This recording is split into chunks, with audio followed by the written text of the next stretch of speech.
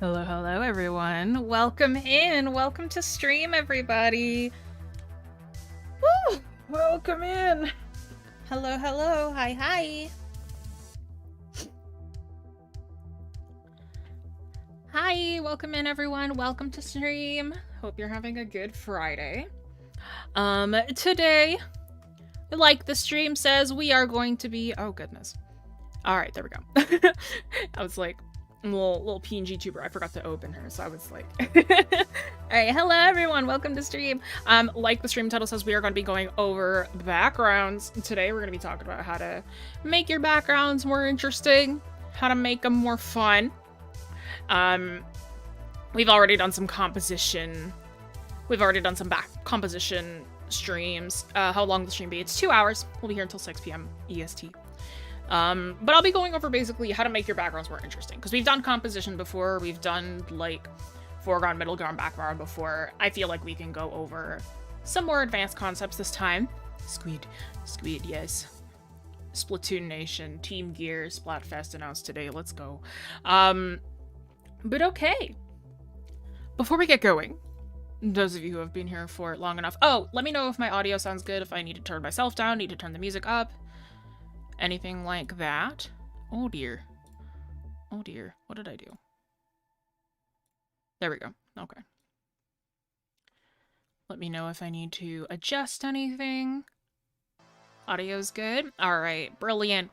Why does this get hovered over all the time? What's happening here? Hang on. Sorry. I'm trying to like... All right. That should be better. So then I don't accidentally hover over anything anymore. Because, if you didn't know, our growing community is filled with tons of art nerds, and we art nerds have to stick together, so if you'd like to...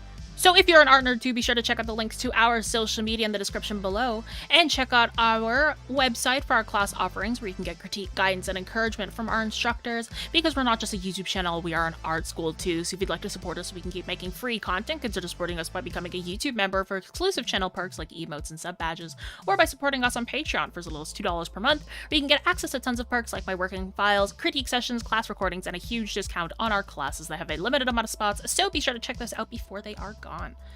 Okie dokie. Hello. Hello. Streams just saving your account so I can watch it later. Yup. This will be here afterwards, of course. Alright.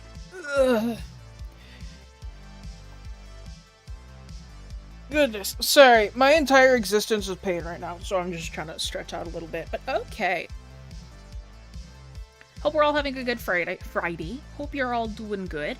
If you're new to the streams, don't really know how this works, what we are going to be starting with is we are going to be starting with the lecture portion.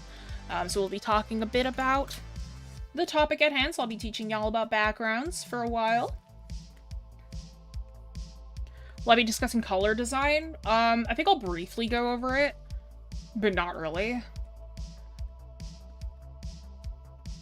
Doing good. Love it. I'm doing generally okay. I'm just really excited to get to the actual drawing portion of today because, like, it's been a few weeks, and, like, of course, the few weeks where I can't really just talk while I'm drawing are the weeks where the craziest stuff happens during my D&D sessions, so now I can finally talk about it. Background. Tips. We are also in CSP today, so we're going to be going over these in Clip Studio. Sick at the moment, your streams always cheer me up, so I thought I'd join today's one. Glad to have you back, Em. I see you in every single one. Welcome back. How do I find inspiration? Inspiration is everywhere. Inspiration is everywhere. I just find enjoyment in the world around me. As corny as that sounds, it's true. Alright.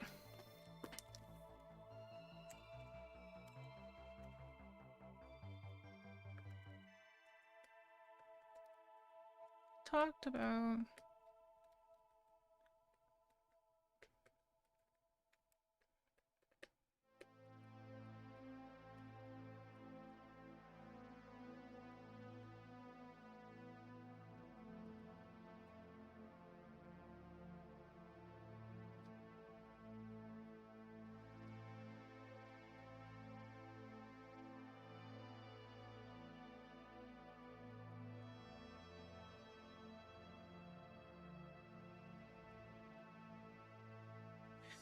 like I mentioned, we've talked about the basics of backgrounds before. We've already talked about this kind of stuff. So let's go over some more aesthetic tips. So we're going to be talking more about, like, how to make your backgrounds more interesting, how to make sure that your backgrounds fit and stuff like that. Because a lot of people, when they think backgrounds, they're like, oh, it has to be, like, really busy, or, oh, I need to pick a bunch of stuff and put them here. Oh, the more I have, the better. That's not always true, right? So we're going to be talking a bit more about how to choose backgrounds for whatever your subject matter is. And we want to choose, you know, like how to choose different things for our backgrounds, how to choose our backgrounds as a whole. Because more does not always mean better. Drawing backgrounds are my weak point. Drawing backgrounds was my weak point. I found that, like, as I got older, my love for backgrounds got bigger. Like, I love backgrounds. Like, backgrounds are my favorite thing ever. I wish I had more time to do them, but I really don't.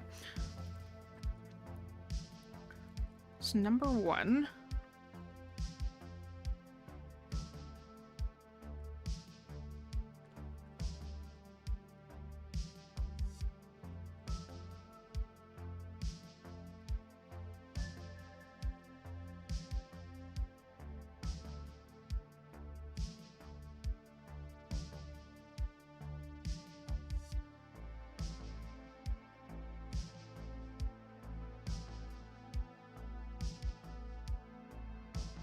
Let's actually do that in a different color so it's more bright.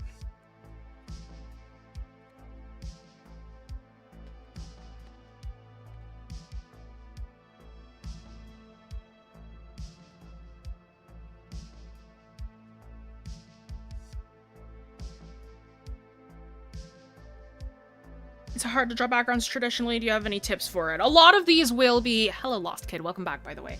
A lot of these will be applicable to traditional as well as digital. There will be some exclusively digital tips, but I'll talk about stuff. Like this one, for instance, works for both. Always rush backgrounds. Don't rush them. But number one, the first thing that I would talk about is if your character is a focal point, the background should support them, not overtake them. I see a lot of beginner artists when they draw a background, and they're like, man, this background sucks. It's like, a number one tip that I see a lot of people say is like, oh, don't use black line art. I personally love black line art. It literally doesn't matter. It also just depends on what you're drawing. But if you have black line art, like thick black line art for your main character, and a thick black line art for your entire background, let's say if it's like a really big background, that black line art is going to overtake your character, right? We want to make sure that your background is there to support the main character, not overtake them. So let's say if we had like... What drawing tablet? Exclamation point device. Exclamation point device if you ever want any of my devices and things.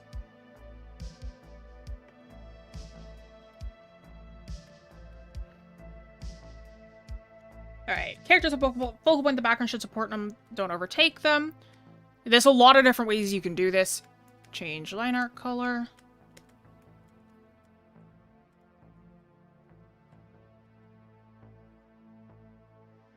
No lines at all. Blur background. And etc. Right? If your character is your focal point, the background should support them, not overtake them. This doesn't apply to everything. How you draw a background, it depends on what you want your focal point to be. I'm gonna show you a couple of my like personal works. So let's say if I had a scene where the background was meant to stay in the background, right? If I had a background like this, where the background is not meant to be the focal point, it's the characters, my background is blurred, right? We have a lot of wood here, a lot of wood paneling, right? We've got some things in the foreground going on, but the main thing that we want to focus on is the characters in the center, right? So that the characters in the center are the only things that are sharp. Everything around them is blurred. You'll notice that because if I kept everything at full sharpness, it might feel a little bit busy. Right? It might feel a little bit strong. However, nope. If I had it so the characters were still in a background, they're in this entire area, right? But I still want the background to be a main focal point, right? I can have certain areas that are blurred, like a lot of foreground elements, but the main background is still in focus. However, you notice the color difference. My lines are colored for all of the background elements. My some areas are blurred. There's a lot of these colors are very muted by comparison to the darker colors of the characters themselves. Cool characters, wow, thanks, Oz. Alright?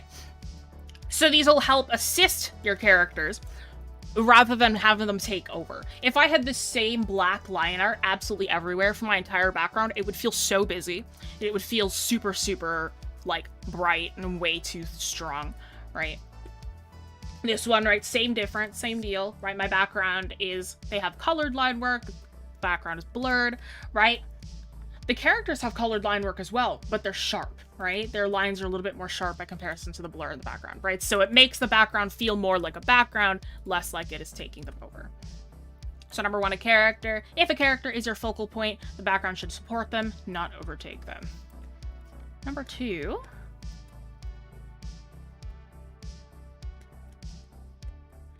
Lighting is your unification.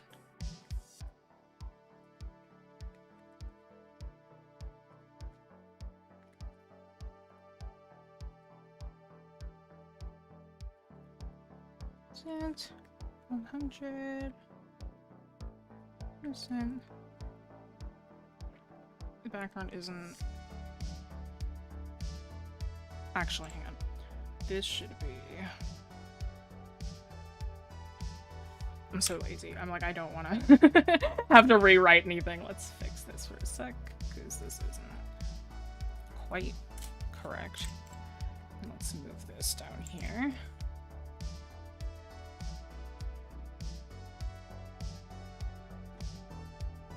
Matching palette of the background isn't always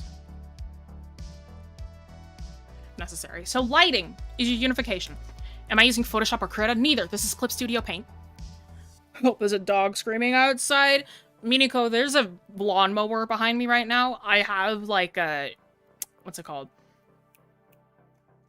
I have noise suppression on, so hopefully you can't hear it, but like, there's a lawnmower going on right now. I think my father's mowing the lawn, but it's fine. Okay. Centralized. Krita is great solely because it's free, valid. Clip Studio Supremacy. Clip Studio is an amazing program. I do prefer Photoshop, I guess just because I grew up with it, but both are really great. Really good noise suppression, I don't hear a thing. Really? Alright, great. Fantastic. Am I too loud, by the way? Should I turn myself down? I'm nervous, because I turned up my mic a little bit more. I'm being a bit more bold with my sound. Okay, number two, though. Lighting is your unification. Am I good? Okay. Question, will you be discussing basic backgrounds too? Like using basic 2D shapes instead of an established environment? I can do that. I'm fine? Okay. What's my least favorite color? Good question. I don't think I have a least favorite color. If I really had to pick a color that I struggle to use a lot, because like, I love color. I don't find that I hate any colors. I think the color that I struggle with the most, like the colors that I struggle with the most when it comes to pieces is green. I'm not great with using green. Like, I'm much better with, like, blue or red, but I don't really hate any colors. I'm fine with all of them. What video did you discuss basic backgrounds? I think it's called, Backgrounds 101. I think there's Composition 101 as well, but Backgrounds 101, I think, is one of them. Comic Composition 101 is one of them, too. But it's old. Alright. Number two, lighting is your unification. The matching palette of the background isn't always necessary. I get a question a lot where people are like, oh, can you tell me about how to pick colors for backgrounds? Or how do you pick colors for your backgrounds? Here's the thing. When you're doing a background and you see people, they're like, oh, their background is so nice, it's unified, it's like, it feels like it fits in the environment, right? Part of it is the palette. Part of it is them picking a palette. But if you look outside, take a look outside, take a look just anywhere. Right? Is there a unifying palette anywhere? No, of course not. The thing that unifies everything is the lighting. Whatever lighting it's in, right? If you look at, like, say, if you've ever played the game Stray, or if you've ever seen a playthrough for Stray, or if you've seen a playthrough for Detroit Become Human, something like that, right? Those really big, bright neon cities, it's the lighting. It's your neon lighting, it's your dingy lighting that kind of makes everything feel like it's unified, right? By comparison to actually picking out colors for every single area, right? My room is like not a palette at all, right? Like, your bedroom's probably not a palette, your school is probably not a palette, or whatever, right? Lighting is your unification, right? If we want to unify something, lighting is your best bet. Digitals, if you wanted to do something a bit easier, overlay layers, multiply layers.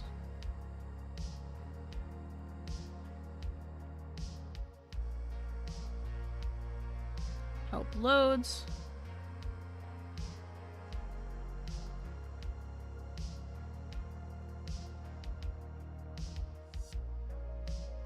Base layers of thin color. Help with unification.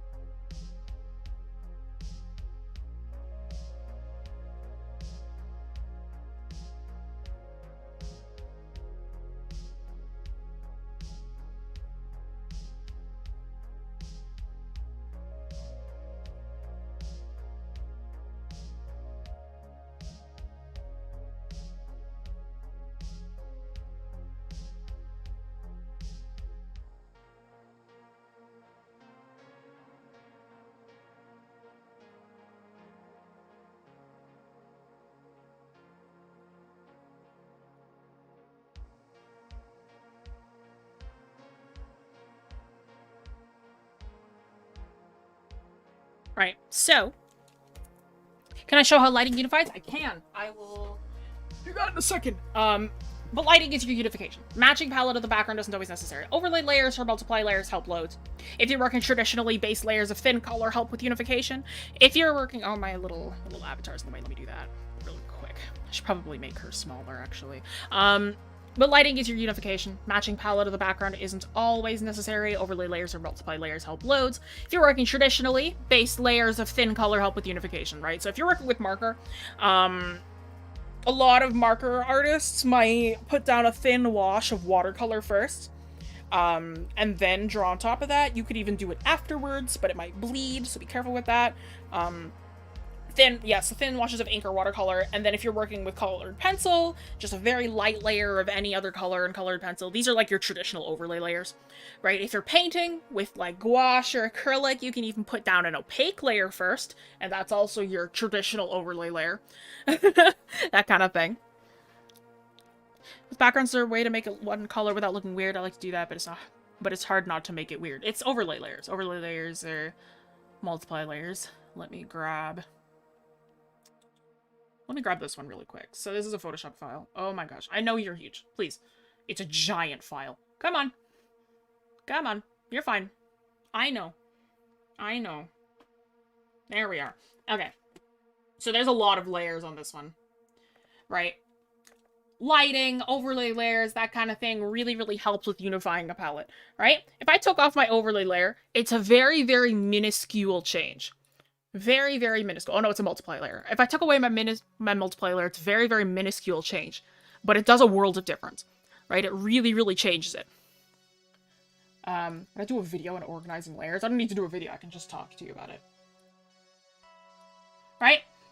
Adding a little glow at the edge of your objects, right, where the light is hitting, helps a little bit with making it feel a little bit more within the scene. Again, without with. This is the foreground. Merge. This is the original. Without shading, with, right? Let me just turn off the shading on all of this. Let's turn off the shading. Let's turn off the multiply layers. Oh my god. There are so many layers.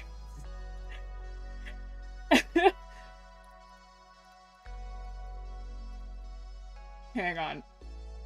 Give me a moment, y'all, as I try and... Alright. Alright?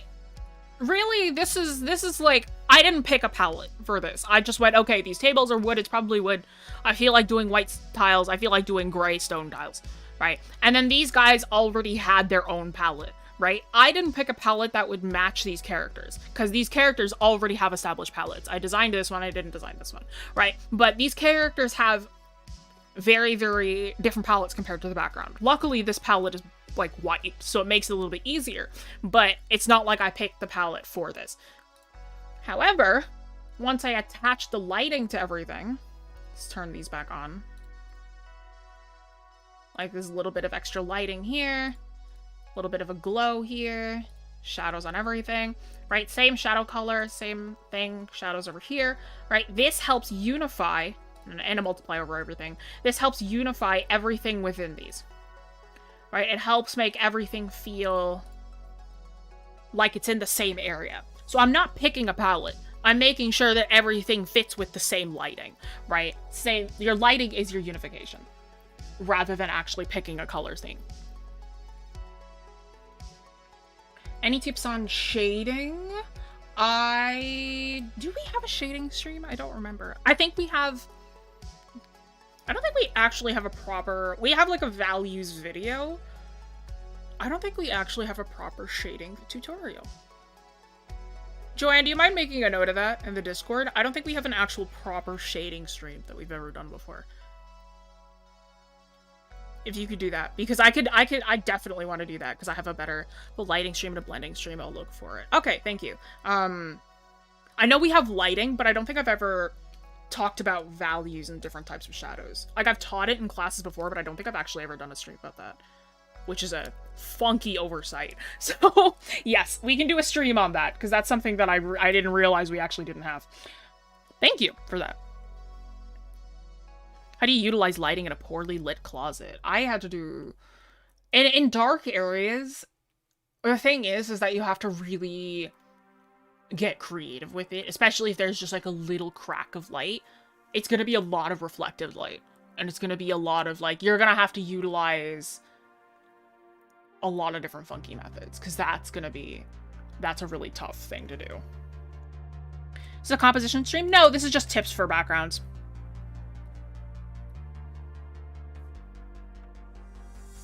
Alright, number 3. Letting unification of characters are focal points, background play.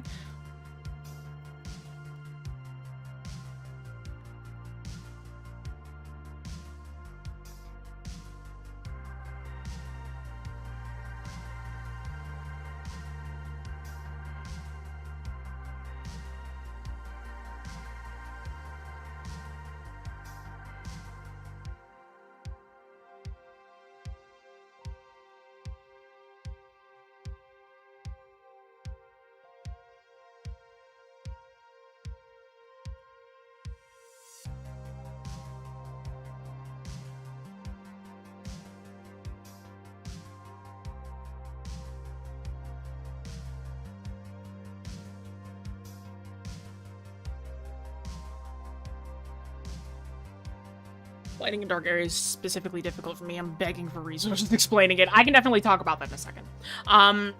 Number 3, a full scene isn't always necessary. Single shapes, solid colors, that looks like an E. Solid colors and patterns are perfectly fine for a lot of cases. And this also does not look like an S, so let me rewrite that, right? A lot of artists will complain that they're like, oh, I'm really not great with drawing full backgrounds, and I tend to do like single shapes, or I tend to do solid colors all the time. That's fine. I literally don't know why some people are like... I literally don't know why,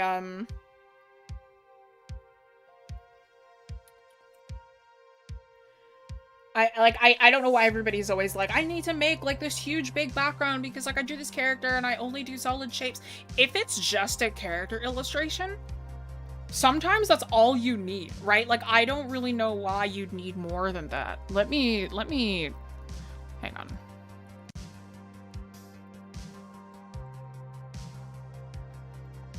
Right? Sometimes just like a solid shape behind somebody, if there isn't really a scene, if you're just drawing a character, like a single character, I don't know why you'd need more than just a single shape, right? If there's no really scene around them, if you don't really want to make anything big, a single shape works for like a composition. If I was to grab, what was this one called? I don't remember.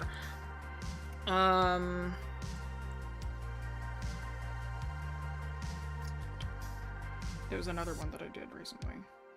What's this one? Okay, then basic name. Like, Oh, where did I put this file? Hang on.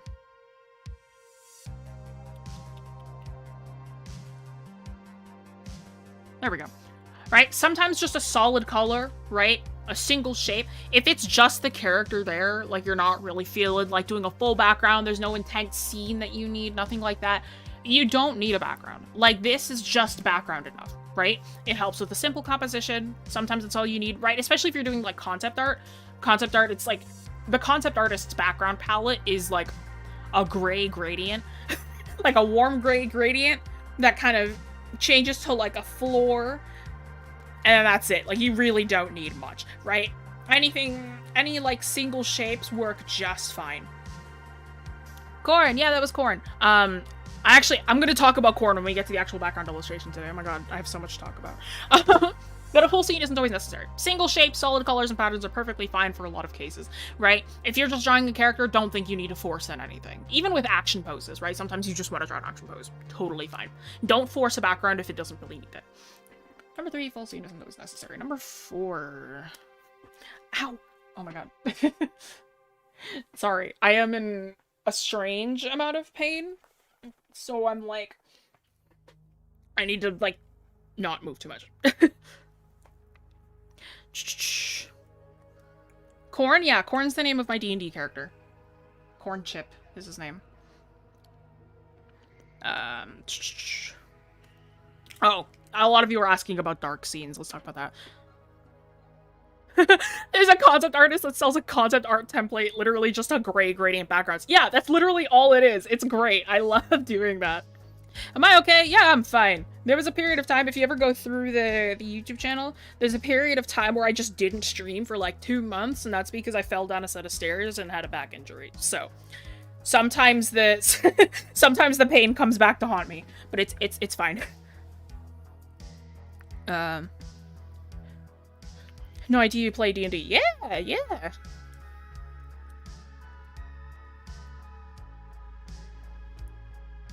What are your thoughts on drawing digitally with your finger instead of a pen and tablet? I cannot do it, so if you can, then, you have a one-up on me. The Phantom Staircase, basically. Any funny D&D stories? I'm gonna get to that when we get to the background drawings, because, like, the 2 weeks that I wasn't able to talk about my D&D session, suddenly a bajillion things happened. So, I think this will be my last kind of, like, tip, and then we'll get to the actual background illustration portion. Actually, no, I'll do 2 more.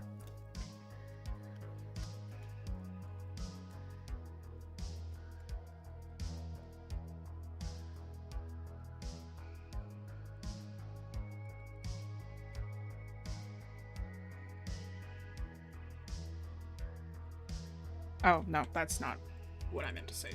Dark areas.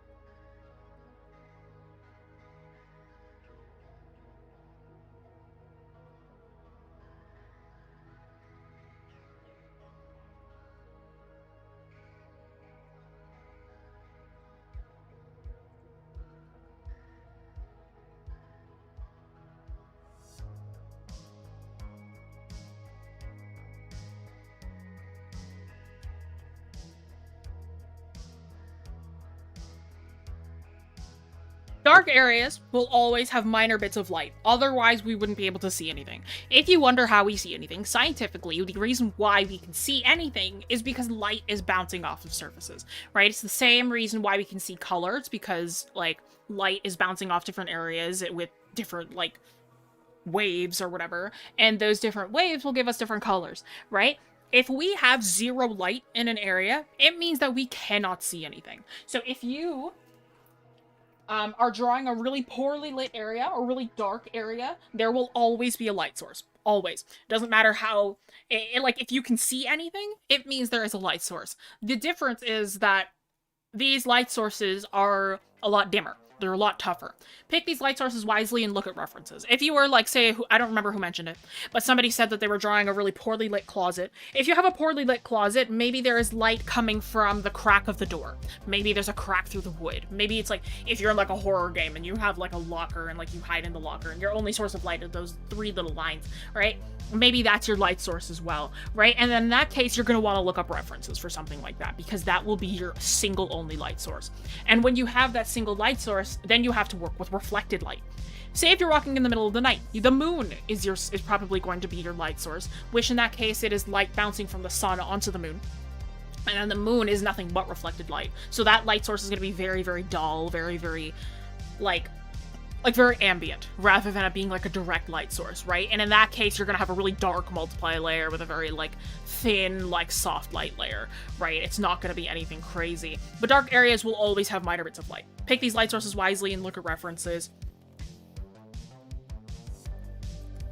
Lighting is...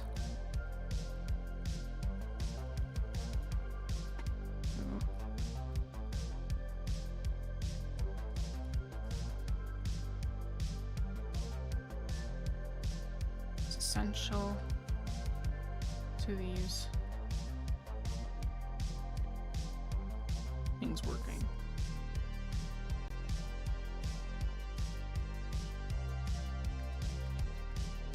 If you do the lighting incorrectly,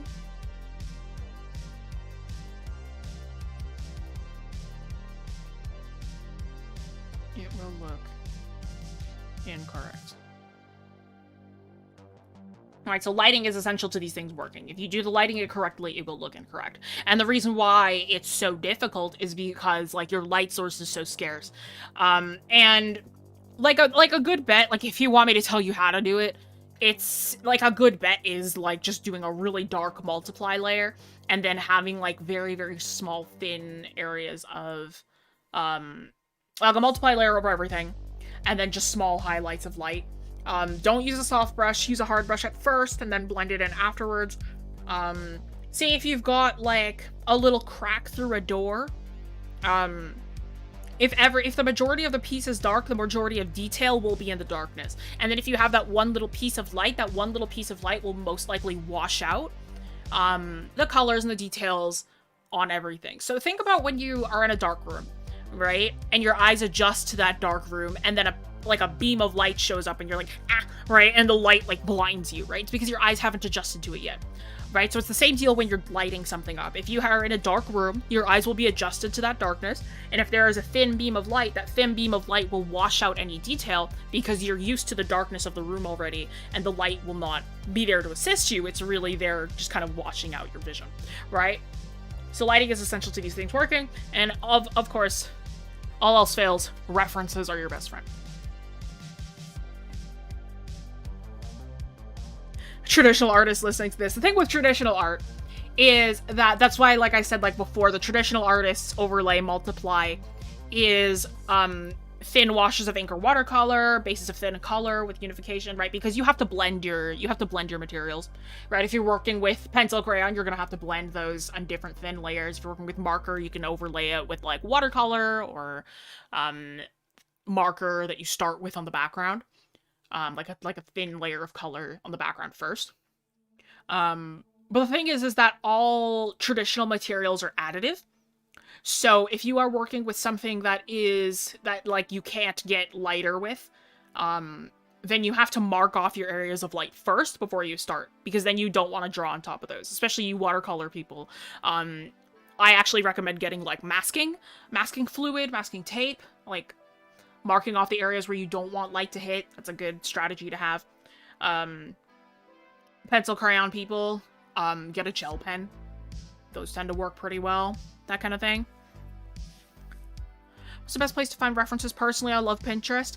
Pinterest is a great tool, yeah.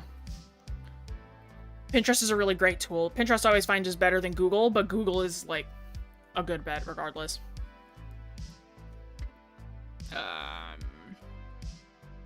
You can convey darkness in multiple ways too. You can. Your lighting is very, very important though in general. Is there a website you can use to do still life drawings? Ooh, still life. That I don't know. I know gesture work drawing sites. I have one that I use all the time with my students. I'm not too certain about still life drawings. That one's a bit different.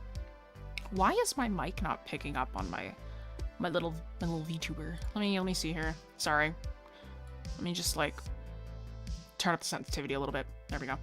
I was like, if you see that little green box show up, it's because like my little avatar is like, she has every single color in her, so like it doesn't matter what background I pick because it's like a green screen, but like because part of my hair is green, it like picks that up too. So I have to be like really strategic with it. Still life is like drawing like objects, not people. Unsplash and Pixabay, really sites for royalty-free photos, use reference. Yep, that's good. All right. Okay, one more, and then I'm gonna get to the drawing portion. Number 5. Just know as a teacher, honestly makes sense. How'd you find this? If you didn't know I was a teacher. Number 5. Dark areas, lighting is essential. These are lighting correctly. Number 5.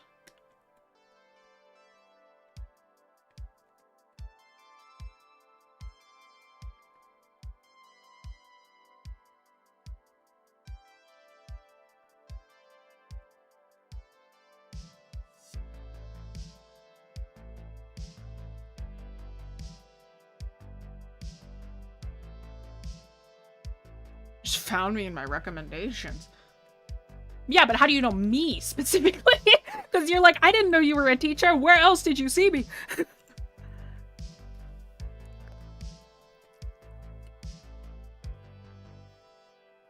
I love your new avatar. I haven't been here for a bit, so I don't know if it's new, but I still love it. Yeah, it's new. It's only been here for a couple weeks. Backgrounds will...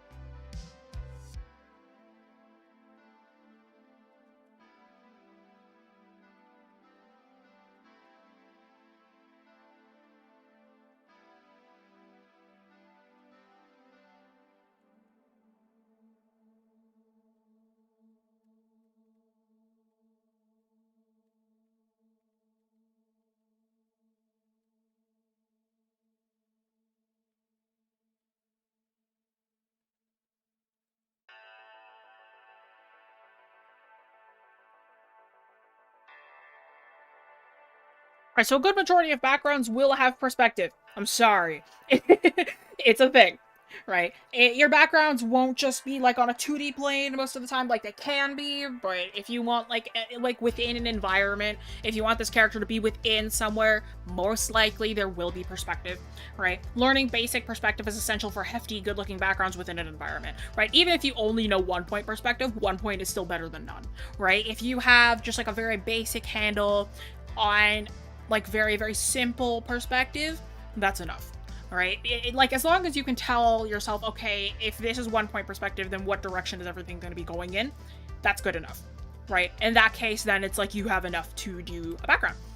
Because if you try and do a background that is within an environment, you don't know anything about perspective, and then it ends up being like, oh, I've kind of messed up this area, I should probably, or like, you don't really know what's going on, you just kind of blaze stuff everywhere, it will look incorrect, right? So it is usually better to have a very, very basic knowledge about perspective. We do have perspective videos. There's 1 point, 2 point, and 3 point. So if you want a very, very basic idea of perspective, like if you really want to like good hefty looking backgrounds, at the very least know 1 point. And 1 point can take you very far, by the way, if you didn't know that. 1 point is it can take you very, very far. A lot of my backgrounds are 1 point. I love perspective. Me too.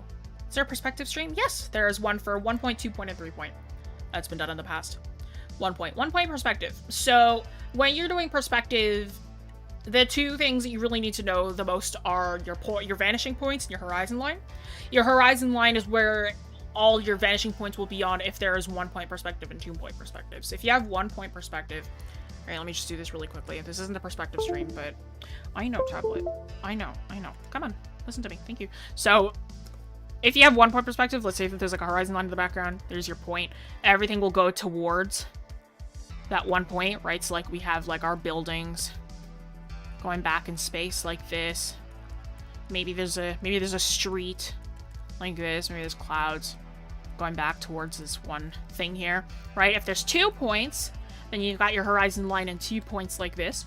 So let's say now we've got buildings going back towards this thingy, these two points here. Now there's just a row of buildings going back here as they go back in space, right? And then you have 3 point, which is like a 3rd point above or below. That shows different heights. And then there's 4, 5, and 6, which are like, or 4 and 5, which are fisheye. Right, but knowing your very, very basic perspective, a good idea to do. How many numbers is there? Like, how many points of perspective? Like, commonly there's only, like, max of 5. You can do more than that, but it's not necessary.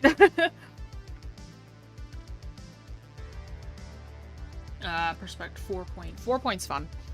I prefer 5 point over 4 point, but either or is fine. Transform, change canvas size. Thank you. Alright.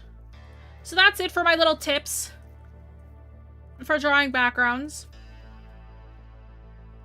You can still continue to ask me questions, but this is it for the little lesson-y portion. What we're gonna do now is I'm actually gonna draw a background. Y'all voted on an outdoor garden, so that's gonna be fun. Outdoor gardens are great because they're mostly organic shapes. I don't really have to worry about it being perfect. I usually like my backgrounds big and long, so let's say we've got... Let's see this. Ah! Nice. Alright, we'll start with this then. Drawing time! Yay! Plant. True. 100 points! No! Absolutely not. I'm probably going to be doing 2 point for this one, if you're wondering. I didn't think of a composition. I probably should have done that beforehand. Let's see here. This is 67-1, right? Yes. Thank you.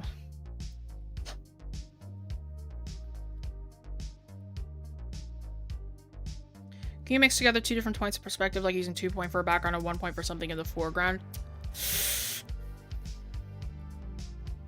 I would say no.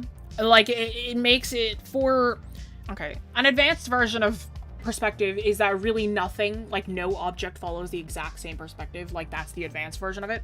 Like, having only a single point of perspective is, like, a way to simplify it, to make it a little bit easier for artists. But really, if you're thinking in reality, absolutely nothing has the exact same point of perspective. Like, they're similar. Everything is in a similar point of perspective, but it's not exactly the same. But no, if you had one thing in 1 point perspective and another thing in 2 point perspective, it would feel pretty incorrect. So I'm gonna say no to that, just because it's like you're clashing 2 different compositions. Can't even imagine a 6 point grid would look like. Just an orb. No, really, it's just an orb. Okay, let's see here. I don't really know how I'm going to do this, because I didn't think about what I was going to draw today.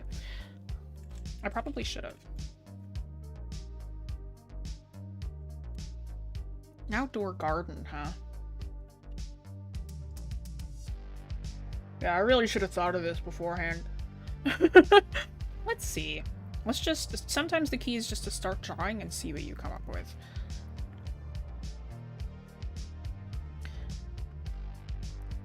Sounds like having a lot of points defeats the point of having points. Yeah, you'd think so, right? My god, what is with my tablet today? Hello, bestie. Come on now. Don't be like this to me. Hello? Oh my god. Okay, hang on. She stopped working.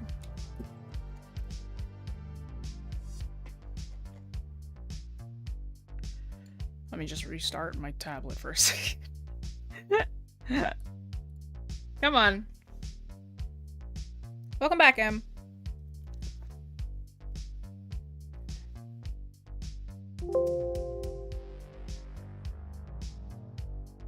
You're fine.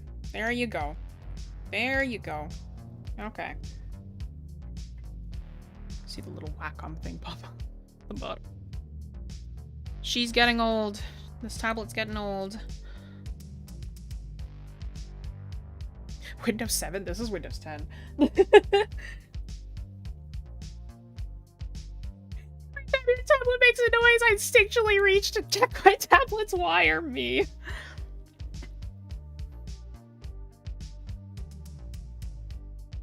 Center brick path, maybe our flagstones. I feel like a lot of people do that though. So I'm like, ooh, maybe.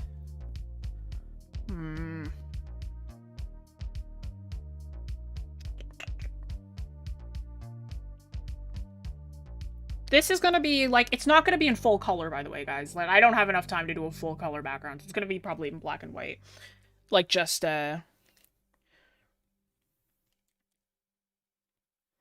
what's it called?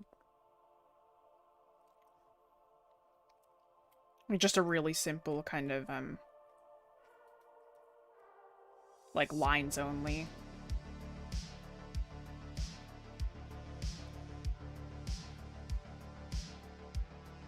Kind of deal.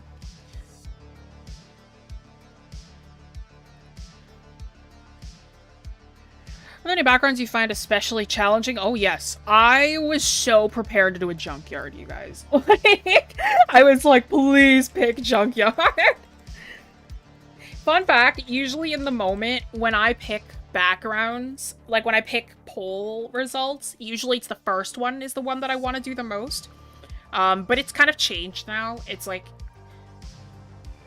at first I really wanted to do the first one, and now that I've like thought about it more, now I really want to do the junkyard, but like it's okay. I can do this instead. Should I? See, because 2-point is easier, but now I'm kind of thinking that I want to do 3-point.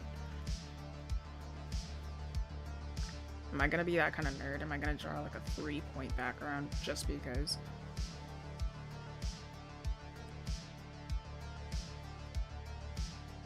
So I could very easily, like, do this kind of deal. And have it so everything's, like, pointed downwards. I just really like top-down angles. I think that's just something that I've learned that I really like. How does 3-point work? So 3-point, really easy. If you have, really easy, I say. It's, so you have your horizon line, which you can put anywhere. You've got 2 points on the horizon line, and then 1 point above or 1 point below. If you have your point above, you are looking up at everything. If you have your point below, you are looking down on everything. So so right now, with the perspective that I'm drawing right now, I'm drawing down on everything. So it's like we're looking down onto whatever it is that I'm illustrating. So this is a 3-point where the point is down towards the ground here.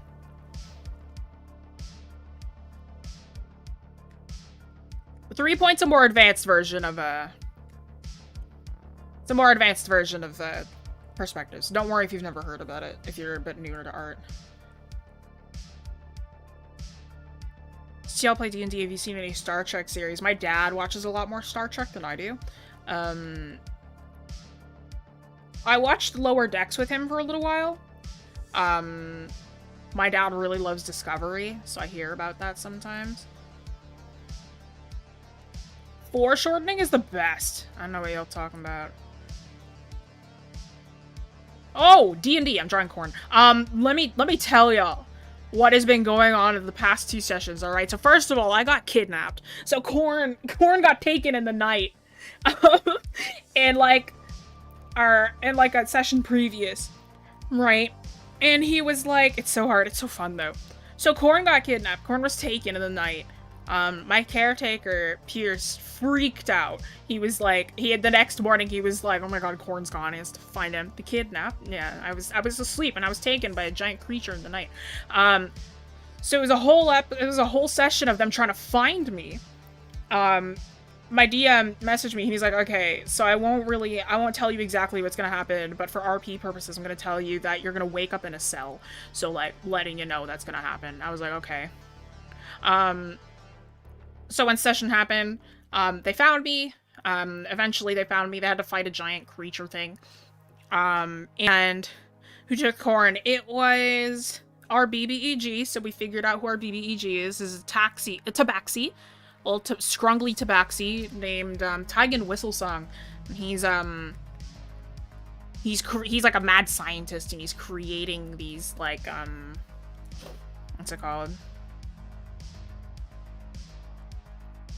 He's creating these bugs that, like, they're parasites, and they take over our bodies and turn us into monsters. And he wanted me to eat one. It was great, because he was like, I have the highest HP in the party, so we're level 5 now. At level 5, I have 69 HP? No, it's like 68. Hang on. dndbeyond.com, let's see, baby. Characters. Corn. Where is what's my HP right now? 68. So I have 68 HP at level 5, which is pretty high. Yeah, D&D.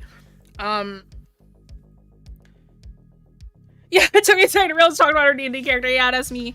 That is my D&D character. I'm drawing him right now, actually. But yeah, so hello. So they found me. They figured out where I was, and they got me back. We had to escape a burning building. It was a great time. For that whole session, because I have a voice for Corn, right? I've done it on stream before, but I have a voice for Corn, and I've been putting on this voice this whole time. And the thing is that not only is it a voice that I've been putting on, but it's a voice that Corn's been putting on. So Corn's voice is not his canon voice, or canon, quote unquote. Yeah, Corn's a Dragonborn. So Corn's like voice is like this little boy's voice, right? And so for this session, right, I dropped it. It was like he was in a cell, and he's exhausted, and like he's tired, and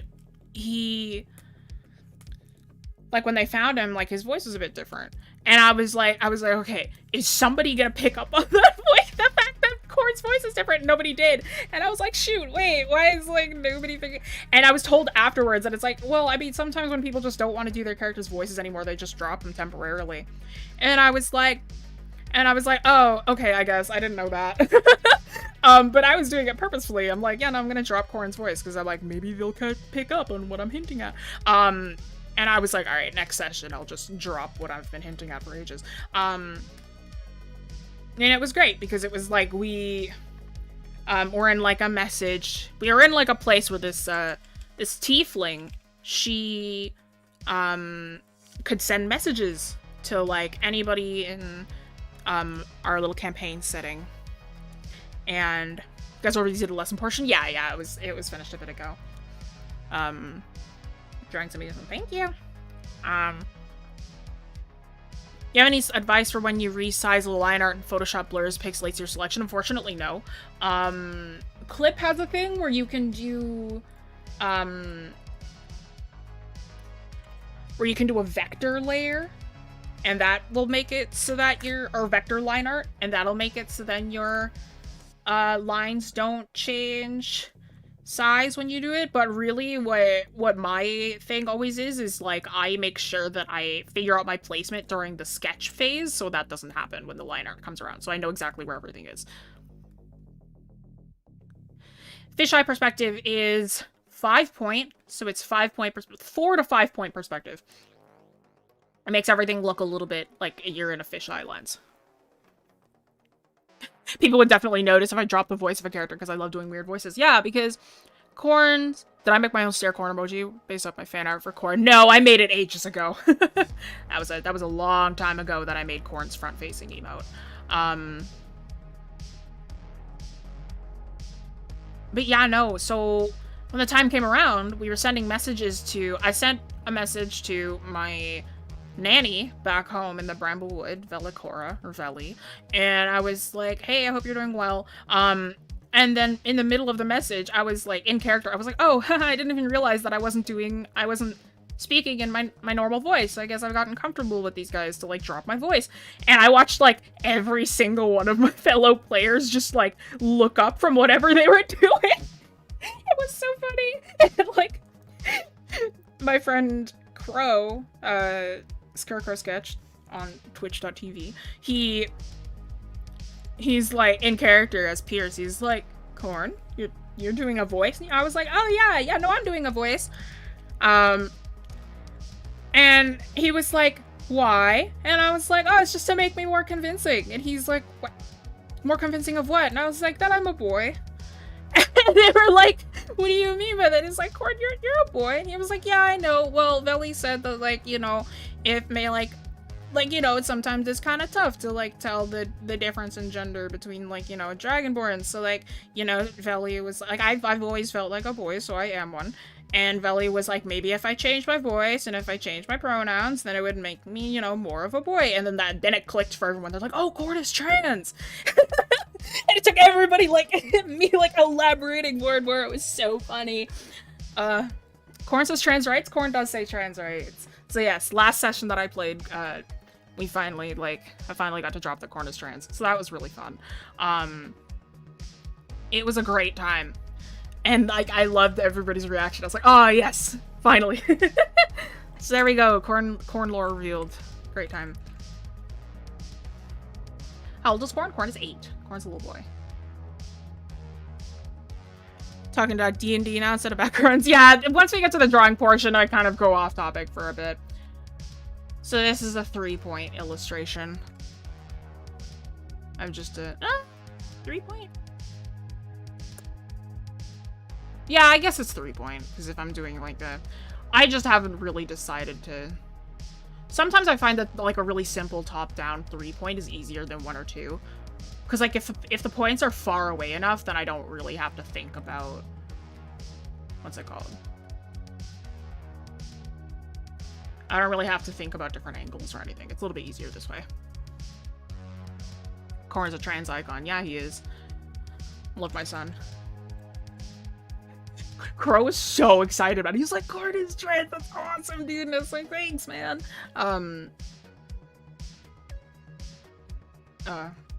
Pierce is such a good character. I love drawing Pierce.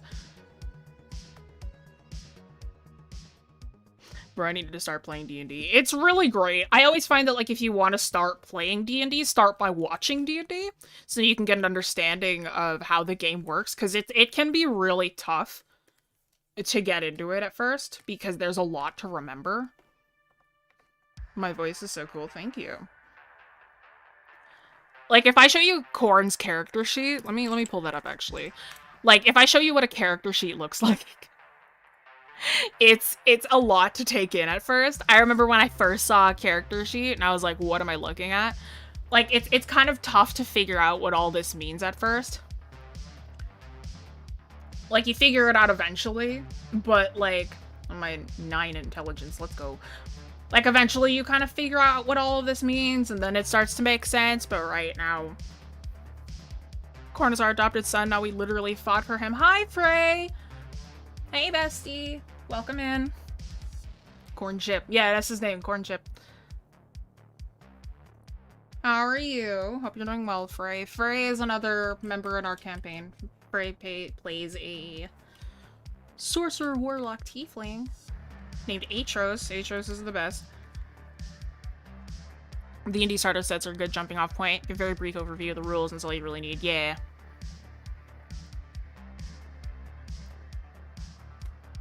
Is about backgrounds? Yeah, we've already done the lesson portion of those. Now I'm just kind of talking about whatever. Every once in a while I'll sprinkle in with just... Because right now I'm just kind of figuring stuff out. So I'm not really thinking about too much right now. Stars have eyes, stars have eyes, stars have eyes. I'm doing okay. EP, valid.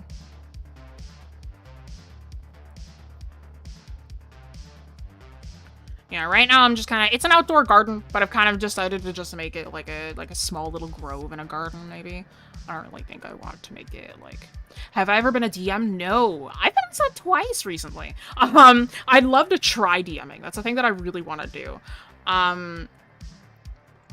Every DM that I've met is like, oh, you'd make a great DM. And I'm like, I want to try. I feel like it'd be fun.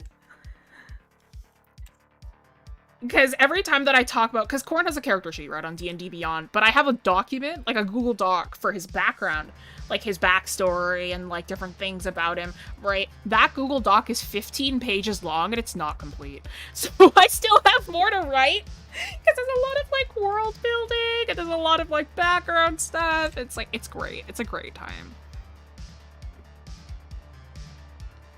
Surprised you haven't really tried. Seems like you'd be into it. Yeah, no, I so want to try. I just don't, like, I don't have the time for it right now.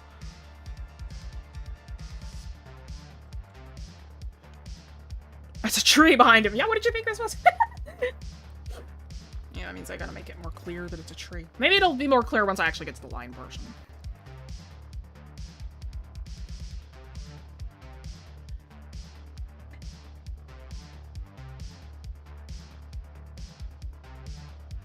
I can personally confirm Corn's full backstory is absurd. It's the same length as the world notes for my last campaign. LOL.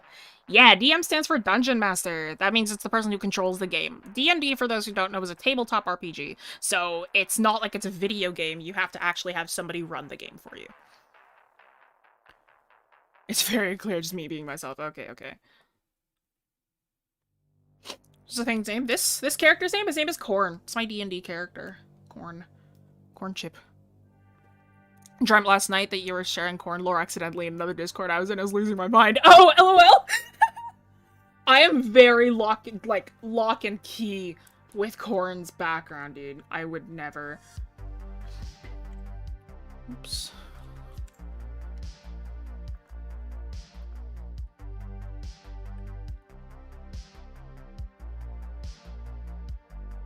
Can we learn about his backstory a little? Unfortunately, no. Because it hasn't showed up in session yet, so I do not reveal it anywhere. I think the most that I can talk about is just where he's from. So our campaign is set in Taldore. Corn lives in the Bramblewood. Oh, I've given away the name of the village recently. It's the Davarkit village. Somewhere in the Bramblewood. He has a babysitter named Velacora, who I have also given more info about. She is a blue dragonborn Circle of the Moon druid, which is stuff that I have talked about in sessions, so I can say that here. But other than that, like, there really isn't much about Corn that's been revealed. Like, it's like, I really can't. Like, it's like, if I haven't talked about it in session, I will not talk about it here. Show us his mom. I cannot. Well, they haven't met any of the... I haven't even said Corn's mom's name. But they haven't met any of Corn's family. Because we haven't been to where Corn is from yet. I can say that I have designed everybody. Everybody has a physical design. They don't have a written design quite yet, though. Not everybody, anyway. But everybody has a physical design. Or at least a good chunk of them. I think I'm still missing like 3 of them that don't have physical designs yet. What type of perspective is this? Hi, Faye. It's 3-point.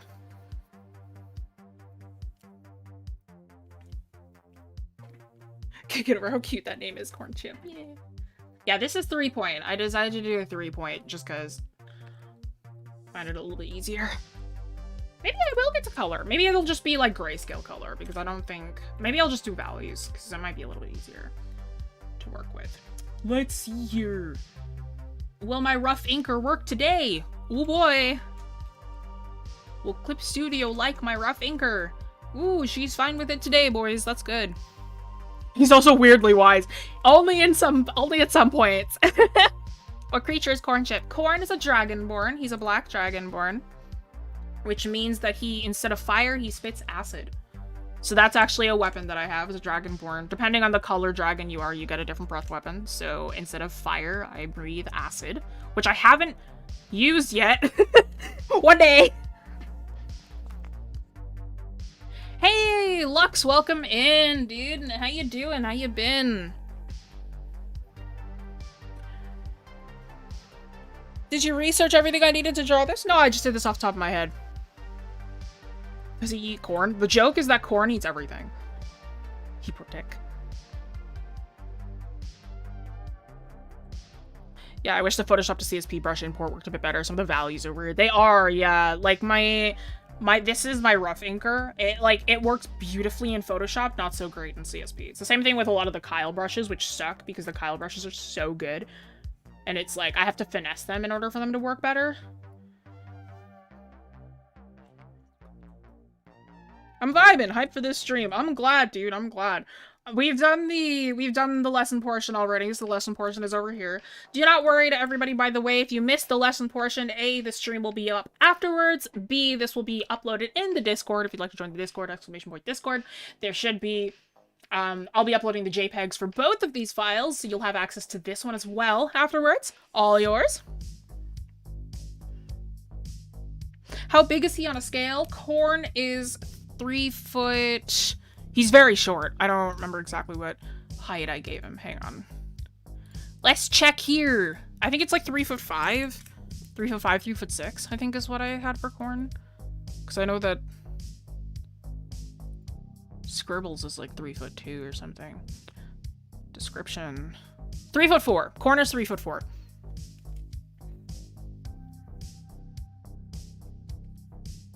I just realized, somebody asked earlier, it's like, what's your least favorite color? And I was like, I don't have a least favorite color, but one of the colors that I struggle to work with a lot is green. I have chosen a majority green background, so this will be great. No worries, Lilia. I'm glad that you found my very sporadic lessons helpful. For all of you who are wondering, I do a good majority of these off the top of my head, so I apologize if I'm kind of all over the place when I teach these. Like, you can tell when I actually have notes versus when I don't. And this one I had no notes, so I was kind of all over the place. Can I pat Corn? Yeah. The joke in session is that everybody pets Corn, and he feels like an eraser, because he's kind of squishy. Small chaotic character's gotta be one of my favorite genders. So true. My boy, see, the thing is that Corn is chaos, but in a way that's like little kid chaos. He doesn't actively try to spread chaos. That's Scribbles. That's our Tabaxi wizard bard. Scribbles is a menace, and he's so cute. I love Scribbles, played by PulseFX, twitch.tv. Corn is like, he's chaotic in an unintentional way. Scribbles is chaotic in an intentional way. Squibbles. The names are great, right? So there's our, okay, so our party is me, so there's Corn Chip. There's Pierce Doragon.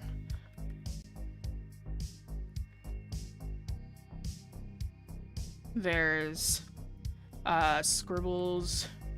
We got a last name drop. We got a last name drop. Oz, I know you're here. You ready for this? It's Scribbles McPaws. It's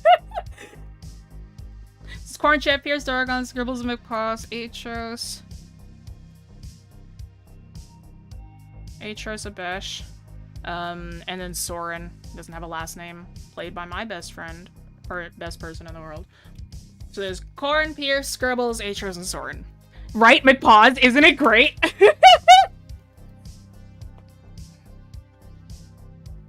Another banger Pole's name, right? Isn't it great? And then they revealed his mom's name, which is, first of all, Scratchy's McPaws. And we were like, McPaws? That's your last name?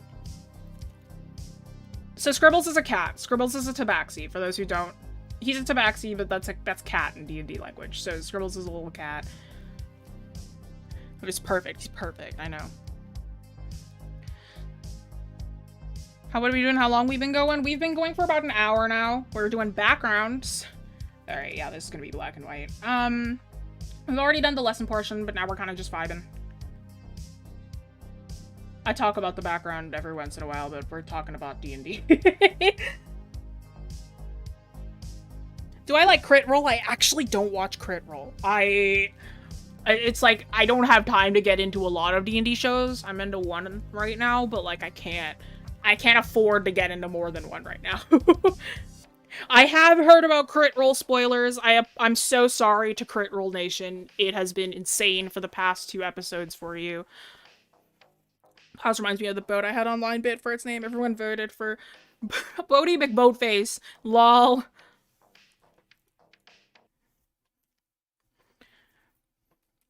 And D&D characters, I'm gonna have a friend start a new campaign this Sunday. I wish my Chinabayo Drow Rogue good luck. Woo! Drow Rogue, fun. I adore crit roll, kept up with all of C2, fell off with C3. I haven't watched any. I really need to watch Vox Machina. That's a show I need to watch. I'm learning about D&D because I want to start it because I want to. Yeah, it's a lot of fun. You do need a group of friends to play with you there.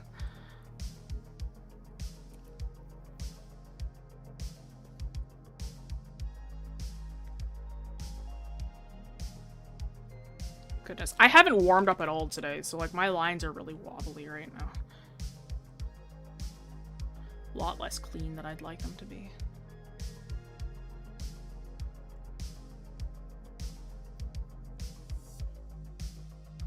I have 4 friends, is that enough? Yeah. One of them needs to be the DM. And then the 3 of you can be party members. What are my current ambitions? I'd like to properly do comic art. Which just means I need to start Grayson again, which I probably will. Like, I got a message from... I got an email from Topaz recently, so I need to... I'll probably start uploading Grayson soon. Like, October soon. I have a pet? Yeah, I got a bird. Her name's Medley. But yeah, no, I've gotta... I probably gotta start uploading Grayson again. So, that'll probably be coming back. Recipes Grayson. He's coming back, Oz! Hang on. I need to... My god. I'm getting really hot. I need to take off my sweater. It's so hot in here. It's supposed to be cool today. Why is it so hot right now? Can't get over how cute Corn is. Thank you. I tried to design my boy like a, I wanted him to look like a Cartoon Network character. That was like my main goal.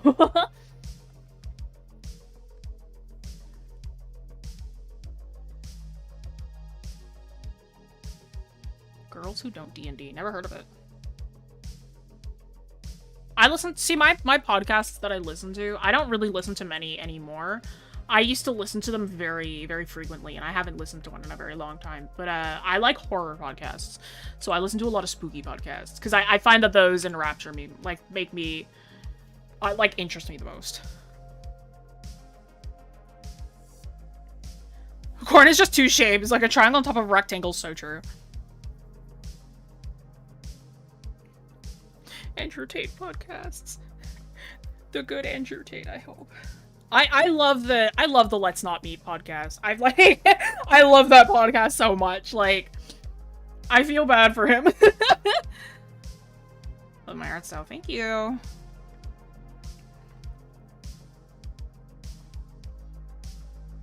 I'm a girl with very much interest in D&D. Felt.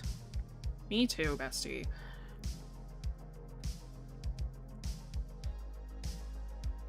Have I animated before? Oh, it's been a while since I've said this. I am an illustrator, not an animator.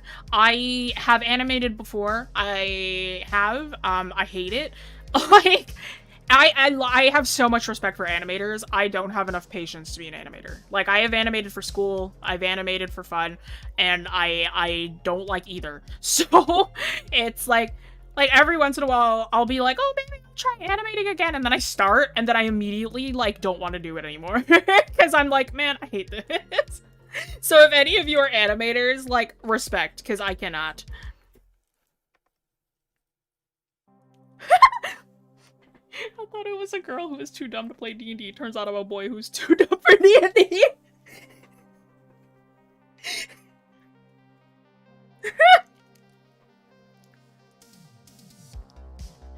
Kaylin Hayes, I am taking that. I hope you know. Thank you for that. I'm stealing this. Thank you. I need this. This is so funny.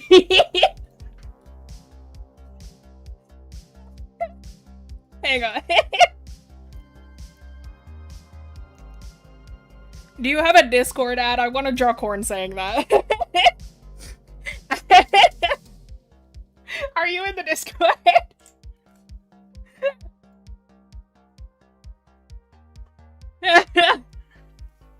No, okay. That's fine. It's like this Tumblr post that I saw that was like, it was somebody who like posted like, I am girl and I am very pretty. And then they replied to their own post and was like, turns out I was not a girl, but I am still very pretty. That's like, I still need to draw corn saying that too. I want to join D&D at my high school. I have to wait for the character sheets. Just make one. I'm gonna make one on D&D Beyond. They're free.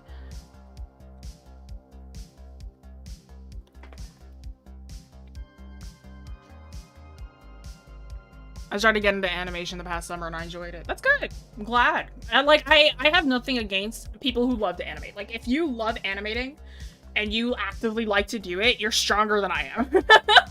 I could not. I do not. I gotta record saying that. That is a threat. Oh, I was already planning on it. Don't worry. Do not worry.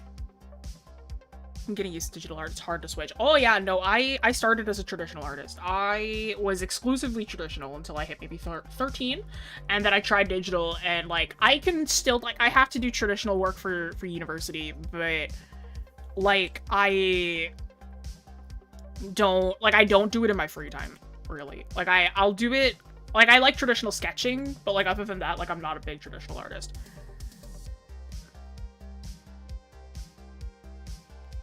It's because you can make your own character sheets. Doesn't mean you can make your characters way too OP. Oh yeah, but your DM probably won't approve it. It's like, if you make them like intentionally way too OP, you can 100%, like, your DM can just tell you like, no, you can't do that. Because if you're too OP, then that makes the game not fun for like anybody else. I have friends who are power builders, but like, they make their characters strong, but not OP.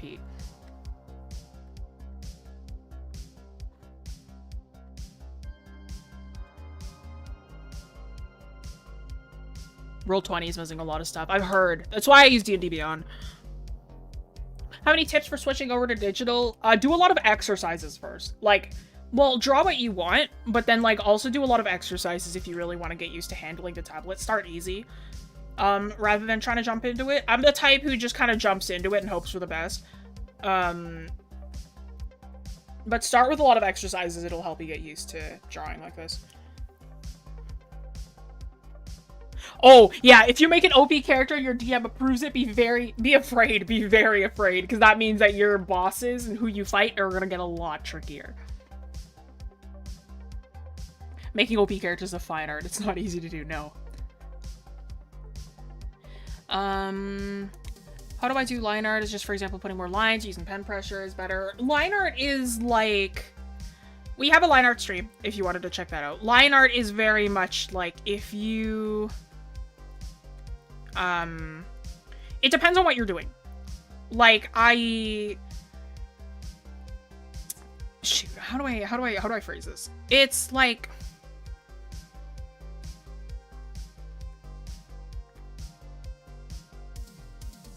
there is a pen pressure aspect. You don't necessarily need to have pen pressure in there, but it's a lot of balance. If you want your line art to, because it depends on what you want to stick out the most, depends on what you want to be your focal point, stuff like that.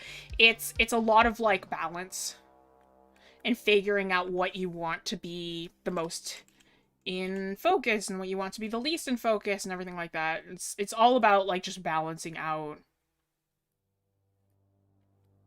what it is that you're illustrating. And figuring out a style that works for you, because some people really like messy line work. I tend to be a very clinical line artist. Like, I love my very, very clean line art. But that's not for everybody either. Like, some people prefer messier line work, and that's fine.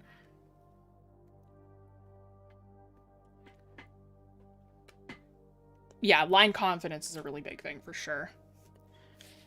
Is there a possibility to make a shapeshifter in D&D? Not shapeshifting into everything. There are, because D&D has limitations, right? You could be like a changeling, but changelings, they don't want you to shapeshift all the time. Druids get wild shape. You can turn into specific animals every once in a while. Friend of mine has a character named Mara. Mara is a druid circle of stars. So he has specific Star Circle, Shifty. He has like specific like wild shapes, but he can also just turn into animals. Like that's just a thing he can do, like all druids can do. Yeah, changelings are a thing. But it just like I have a like my best friend I think has a changeling. But it's you have to read up on the characters. I've never played as a changeling. I haven't read up on them either. But there are limitations to every character.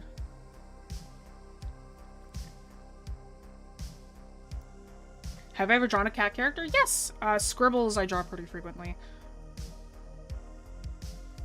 Yeah, changelings can change into any normal humanoid, but that's the limit, yeah. Digital line arts have to be made with a detailed brush, or can it be more uniform and smooth? Yeah, no, it's up to the artist. It's up to the artist. I have multiple line art brushes. Like, this is the one that I use if I want to be a bit faster, like my rough brush. I have ones that I slow down with. If I was to... Here, let me pull out a comic page that I've done recently. Like, if I wanted to do, like, a really... Like, my comics are a lot more clinical by comparison to this. So, like, my lines in, like, comic art are very, very sharp by comparison to, like... Oh, this is our canon outfits, by the way. This is our canon D&D characters' outfits. But if I wanted to make, like, my lines very, very sharp, then that's most likely what I'm going to be doing in... like, I'll be using, like, this sharp line work for comics. This is another example of, like, backgrounds. Like, you don't necessarily need full backgrounds for everything, especially in comics. Like, just a single color with, like, patterns behind them works just fine. If you have a full background for every single panel, it's gonna get really busy. Like, you can have backgrounds in your panels, but it's usually better if you, like, space it out a bit more. A, it's faster. B, sometimes just these single, like, colored backgrounds are a little bit easier. Comic looks cool. Thank you. This was just a conversation we had in session. Like, this was just a... This is just an actual conversation we had in our campaign. This was fun to RP as. You had a dream about eyes first and then one about hands? You can end up seeing the rest of the body? And he did end up seeing the rest of the body, and that's the funny thing. Every single character, all of us play as boys. That's like our whole party is boys. We have 3 girls playing and we all play as boys. Welcome in, Skylar. Welcome back. What's the meme where it's like, why do we have hands? That one with corn? True. I love Pierce. I love drawing Pierce. Pierce is, like, so fun to draw. I like mid-length hair, so I'm just like, it's just fun to draw. Weren't I drawing corn? Yeah, I was, with the movement stream. That was him.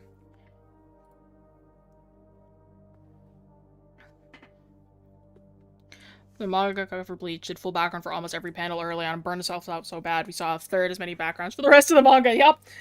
Don't do backgrounds for every panel. Don't. I do more backgrounds than people expect me to do for, like, panels. And it's, like, it's a lot.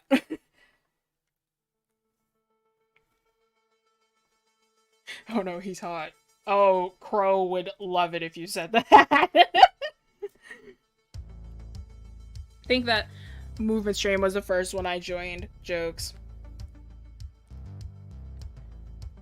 Yeah, no, Pierce was meant to be a very attractive character. I think that, like, most of our D&D characters were meant to be very attractive. Corn is 8, so if you say that Corn is hot, I will be very upset at you. But Pierce is like 100 and, like, 130 or something like that. He's full adult. I'm doing alright, man. I hope you're doing good. Do I post a webcomic? Yes! Exclamation point Grayson. With an E.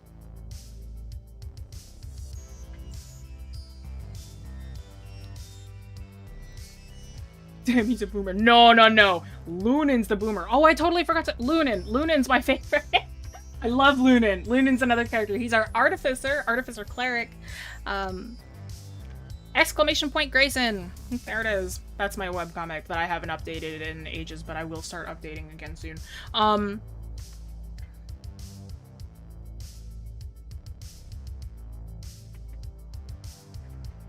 But yeah, no, all of our characters are, like, all of the, like, I think that Corn and Scribbles are the only two, like, we have, like, we're the two kids, but everybody else is of age, and they're, like, all meant to be extremely attractive people. In different ways, because Lunan's, like, an older man, so he's, like, for a shifter, because Lunan's a shifter, so he, oopsie doopsie. There goes my pen pressure. Lunan is a shifter who shifts into a hawk, so he's like a bird shifter. Shifters only live to about 70 years old, so he's like, he's 50 right now, so he's like an old man. I want to see Scribbles? Sure. Let me pull out a Scribbles piece. I've drawn Scribbles a few times.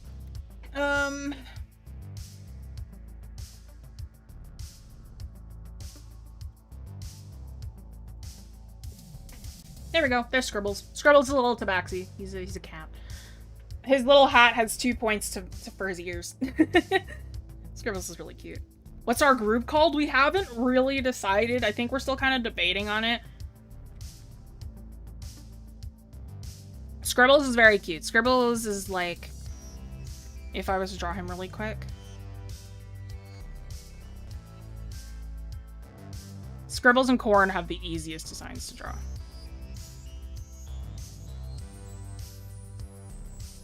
He's got little messed up whiskers. Yeah, Squibbles. Who's the oldest character? Pierce. Pierce at 130.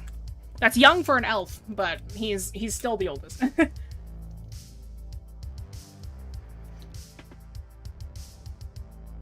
you post your art on accounts so we could follow? Yep. Television. T-E-L-I-I Vision. On Instagram and Twitter, but I live on Twitter, so if you want my current work, that's Twitter. Television. That's my socials. Character design, just a little guy, true. Do I have Redbubble? No, I do not. How does D&D work? It's a lot. It's not something you can learn in like a day. Yeah, 130 is like early 20s max for an elf. Yeah, it's very young for an elf. So, Pierce is the oldest at like 130 something, I think.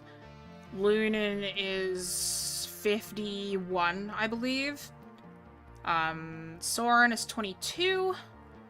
Atros, I think, is about that range as well. Atros is like his early 20s. Scribbles is 13. Corn is 8.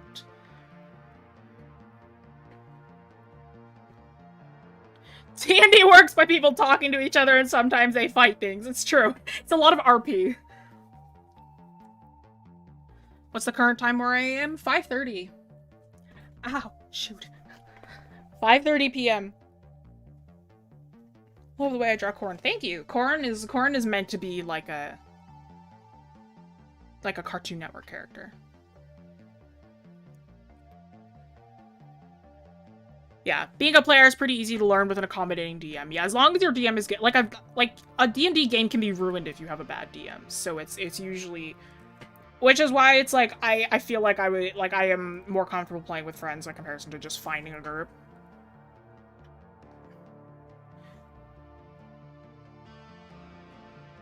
Corn looks like the cute, annoying little sibling. Corn is the definition of the neighbor's kid. Corn is like the weirdest little kid.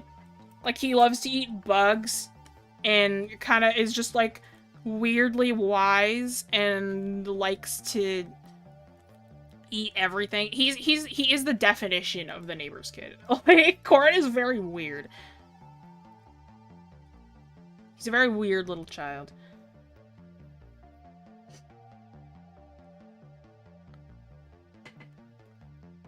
Overused but true saying no D&D is better than bad D&D. True. Has Corn ever died? No. Out of everybody, Corn has taken the least damage. Because Corn is a totem of the bear barbarian. I know, basic, but when he rages, he takes half damage on everything except for psychic. So Corn is like If you want a strangely powerful character, Korn's up there, but he's not as strong as some of the other people that are in campaign. We've hit level 5 as well, so I get 2 attacks, which is nice. Is he gonna suffer? He's already suffered! Korn was kidnapped 2 sessions ago! Suffering is just part of D&D. It's just a thing that you should expect to happen to all your characters.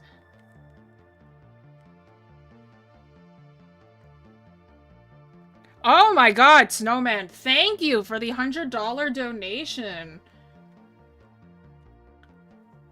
Really appreciate it, bestie. Thank you.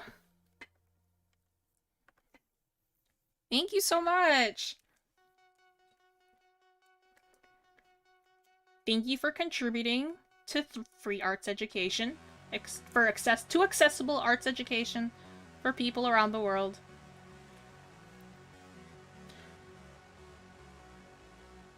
Thank you so much. Dang, I don't know what to follow up with that. That was really... Thank you!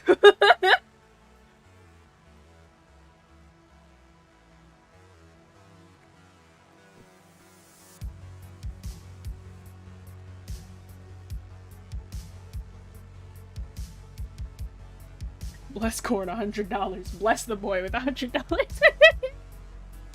Opinions on muscular woman? Valid. Yes. That's my opinion. Yes.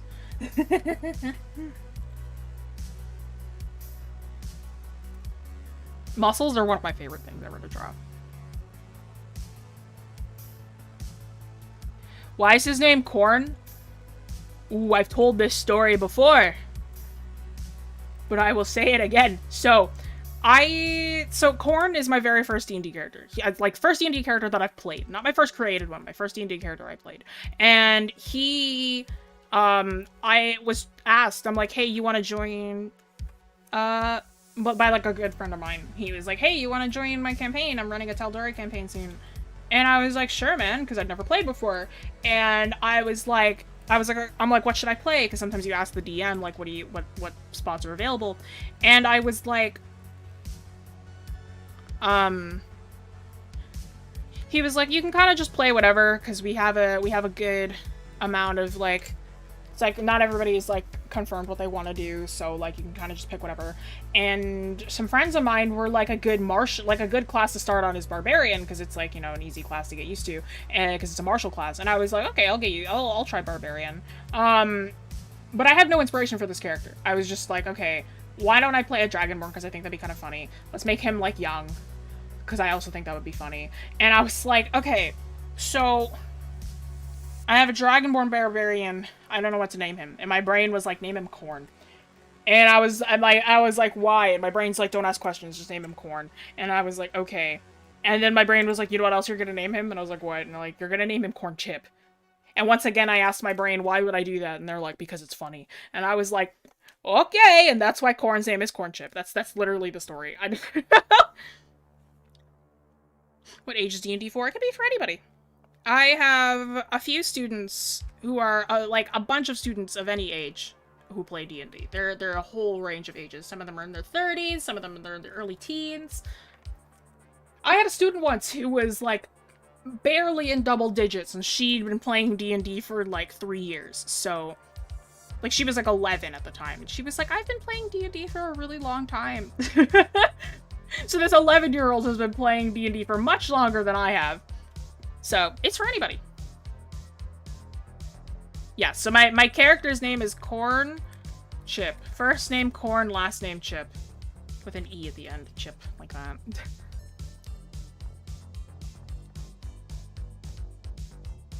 A lot of people recently tried D&D with 5-year-olds, which sounds exhausting and hilarious. Oh, that'd be so funny. Oz, have you heard of the cat that was sitting at the D&D table and they got him to roll to convince everybody that he was he rolled to convince everybody that he was like a sentient being, and the cat swatted at the D20 and rolled like a 15. So now he's like the party's canon druid who's just stuck in wild shape, so he can't actually like communicate.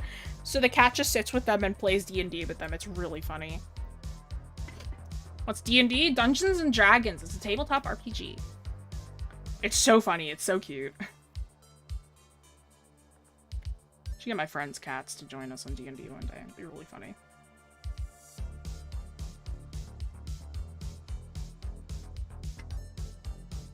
Any being at the table becomes a player. Them's the rules. True. Friends say that I'm bad at RP, so how does someone play it if they're bad at RP? I was never good at RP either. It's called practice. So if your friends aren't encouraging about that, then like it might be better to try with a different set of people. But usually at the D&D table, you want to have supportive people around you, because especially if you're new at like D&D, new at RP, you need people who are there to, like, you know, lift you up and give you advice and everything, right? Because for reference, I played D&D with a lot of voice actors, so I am not the best RPer at the table. But they don't ever like knock me for not being like great at RPs. So you just gotta practice and get into it. Try not to be too shy with things. Really feel out your character, really see how they would react. Really put yourself in their shoes. Don't try to do stuff that you would do. Try to do stuff that they would do. That kind of thing. That tends to help a lot.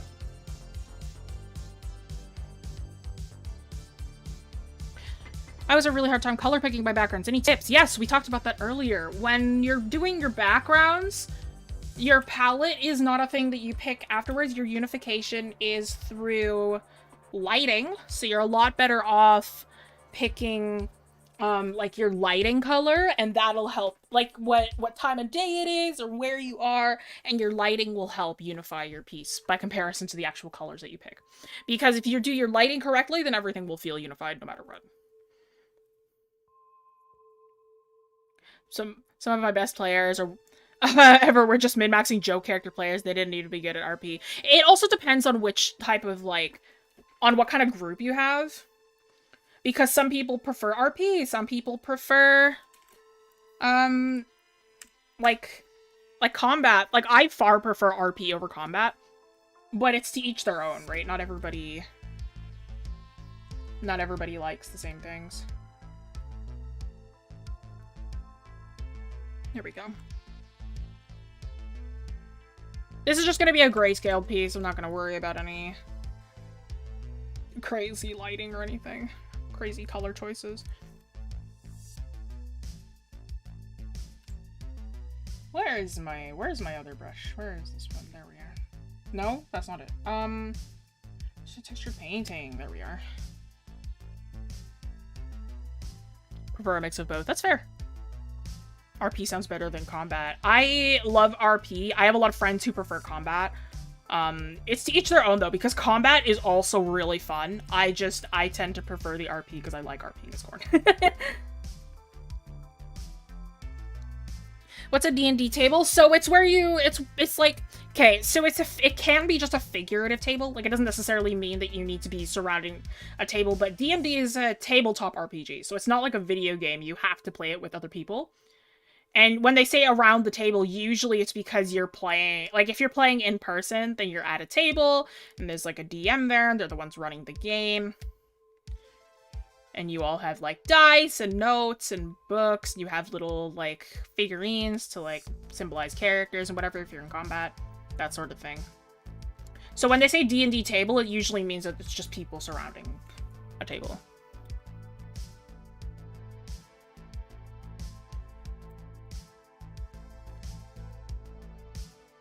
One time I shot 2 goblins at once, then a face planted into walls, another goblin laughing at me. Oh, that's valid.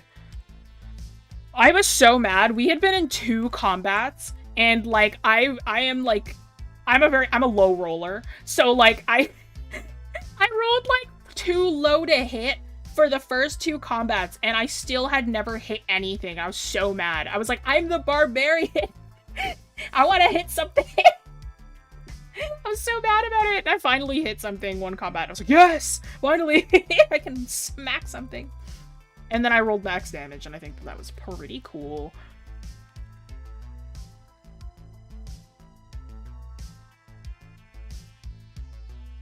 Yeah, this is 3.0, so it's a 3-point perspective illustration.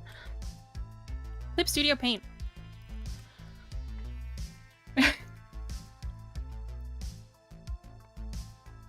Yeah, it's acting, but instead of being in a play, it's or movie, it's a game. My fault for rolling a nat 1 valid.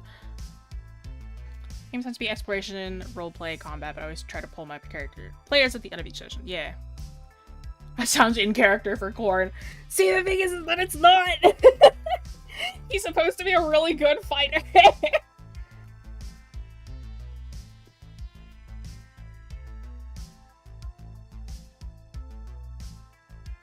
Like a board game. Yeah, yeah, very much like a board game. Okay, I started this lighting and I actually have no clue where I'm going with it. Now that I've started it.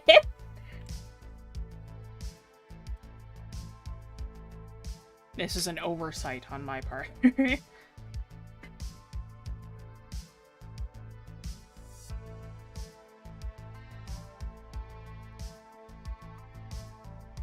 I should have chosen this first. It's okay.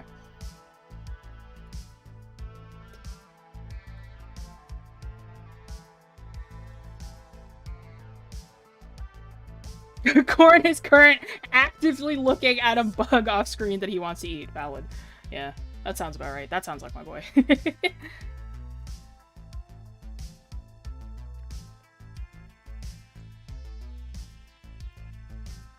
Still have no clue what I'm doing with this lighting though. Like it's top down, so I know where the light is gonna go, but I'm also like, I haven't thought about much with this yet, so I'm just kind of laying down light and hoping I can figure this out. Okay. Sure. Out of all the characters, who's most likely to do dumb things? Corn. Oh yeah, Corn.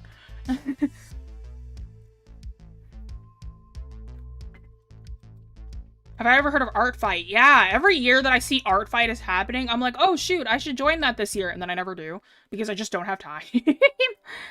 I, like, never have time for Art Fight. I'll, like, sit around and, like, Art Fight comes around and I'm like, ah, man, no, can't do it this year.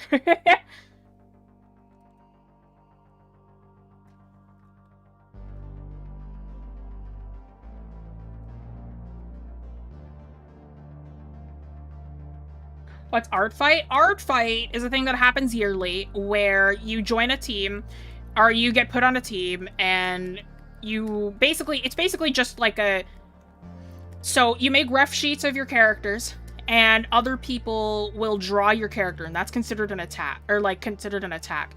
And you can counterattack by drawing their character. So it's basically just back and forth drawing other people's characters for like a month or something like that. People will prep like ref sheets and they'll prep like character things for other people to draw. It's really cool. It's a really fun like community collab thing. And like every time that I see it, I'm like, oh shoot, I'd really like to draw. Like I want to join this year, and then I never do. Because I've been seeing Art Fight for a really long time and I've just never had the chance. What type of background we're working on? We're working on 3 points in a garden.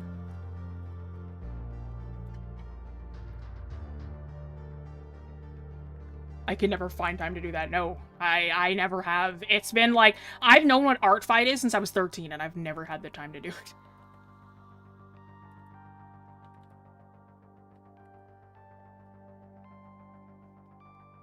Is that your D&D OC? Yeah, it's my D&D character. His name's Corn. Corn Chip. My little dragonborn barbarian. He's just a little guy. Little lethal baby.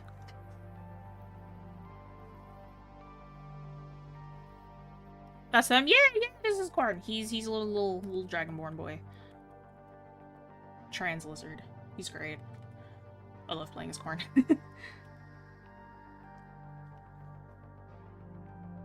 Right? I don't know how some people are able to draw over 100 attacks for Art Fight. Like the amount of time you have to just sit there and draw people's characters. I wish I still had that time, dude. Like, for me, like, I mostly, like, if I'm doing personal work, most of my personal work is just doodles nowadays.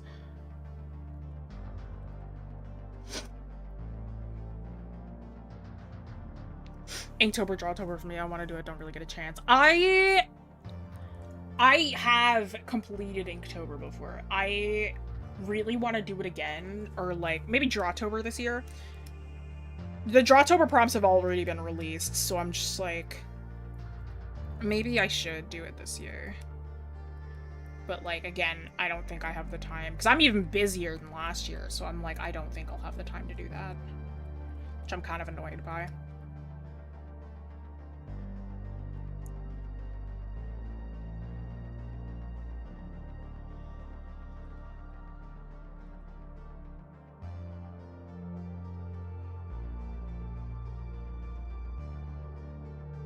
No one explained Drawtober. So Drawtober is you draw, like, there's a prompt every day or every 6 days, and you draw whatever the prompt is. So based on the prompt, you draw something. It's like, because Inktober was a daily drawing thing. Drawtober is like a 6-day kind of thing, so you can do it more at your own pace. No, I don't like that. Let's keep it to this.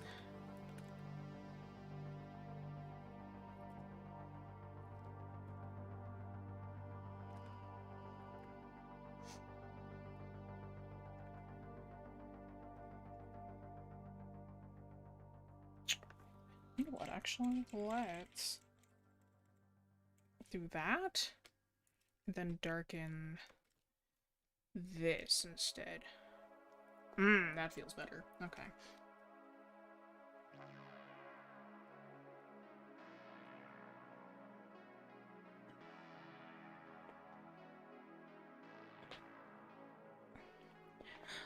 What I did a few years ago was combine prompts together and have like 8 drawings total. Oh, no, I used to do it daily, so I have like a completed daily Inktober drawing thing.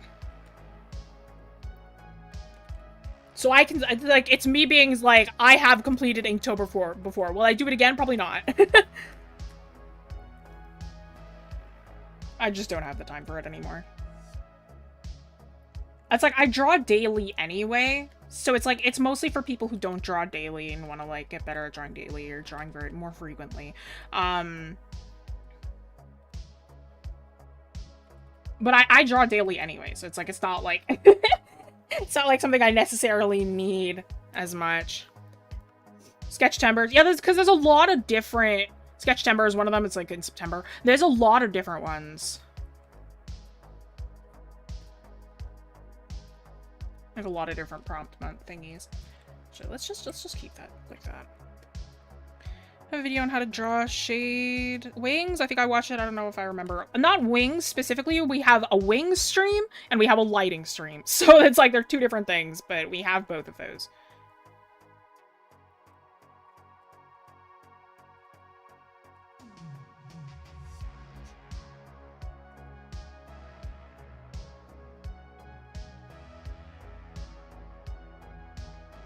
I rarely draw because I don't have much inspiration. The thing with me is that, like, I am very much for... I'm the type of person who's like, if you're gonna draw daily, don't try to do big pieces daily. Like, I say that I draw all the time and I draw every day. It's because I do sketches daily. It's not like I draw full pieces daily. Right? I draw sketches, I do doodles daily. Not necessarily big, full pieces. It's actually very rare that I'll do a very big, large piece for myself. If I'm doing big, large pieces frequently, it's for school or it's for my job, right? Like, my jobs, period. But I don't make really big, huge pieces all the time, right? It's a lot better for you, and it's a lot better... It's like, it's better for your mental health, better for your wrist, better for your physical health if you do more smaller drawings, less big ones. Because then you're less likely to burn out. Any recommendations to get inspiration? Get inspired by other artists. Other artists are there to lift you up. You can get inspired by the world around you. You can get inspired by pieces of media, right? There's a lot of ways you can get inspiration. It doesn't necessarily have to be like, oh, I'm drawing this. Like, oh, you know what's my main point? My main piece of advice? Let the intrusive thoughts win. If you have a really dumb idea and you're like, no, I shouldn't draw that. It's stupid. Don't listen to that voice. Draw what you want. Like, it's... Have fun. I am like the queen of letting the intrusive thoughts win when it comes to art. Every single one of my friends could tell you this. They're like, it's I think a big joke is like, don't give Jess ideas, because if you do, then she'll draw whatever you say.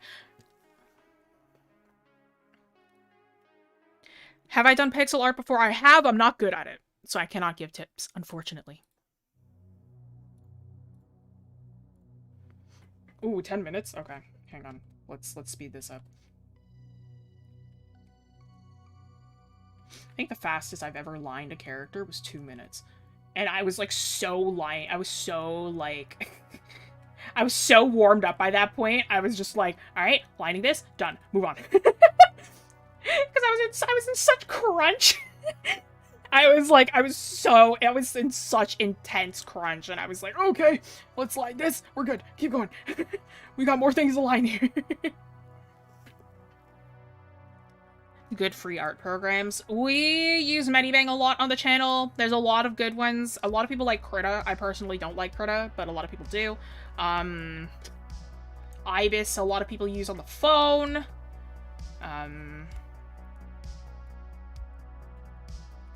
Yeah, Medibang is the one we use here on the channel, which is free.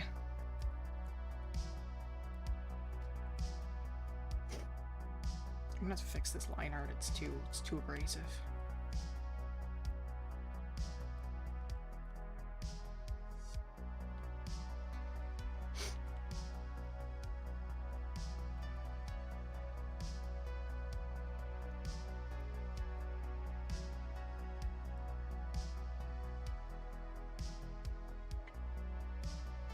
Difference between a background and a landscape.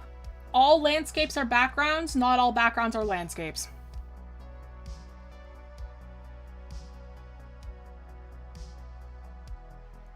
OCs are supposed to be your own character. Yeah, original character. That's what OC stands for.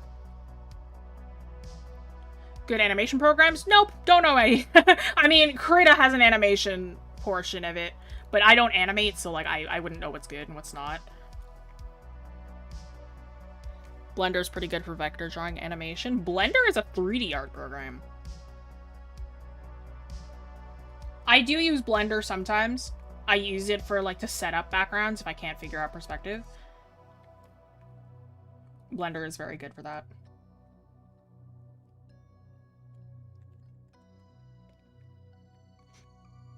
Because Blender is free and open source, which is nice.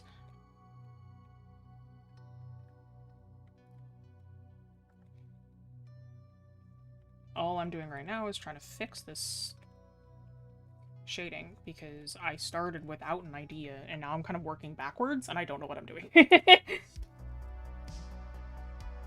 I can't really figure out what's happening here.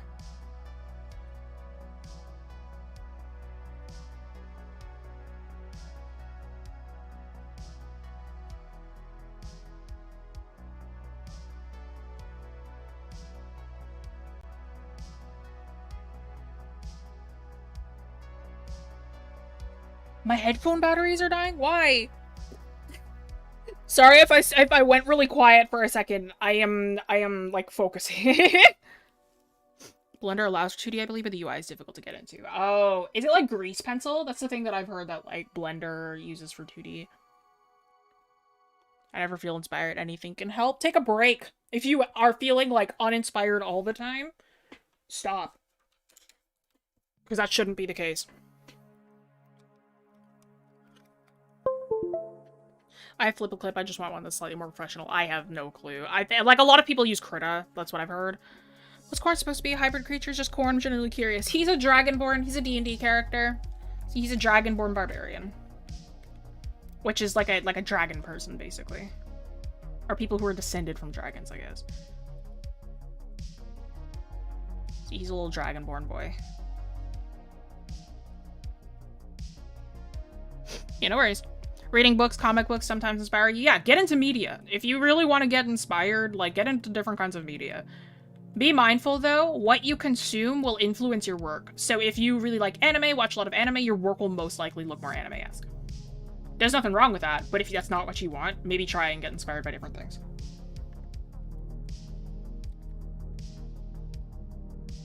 Same deal, if you really like Western cartoons, your style will most likely look more Western.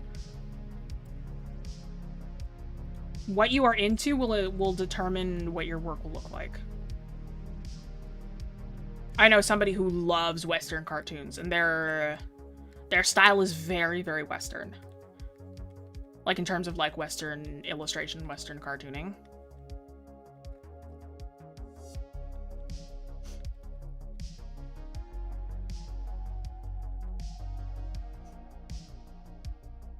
And then I have a couple friends who are really into Pokemon, and their styles are very influenced by the Pokemon style.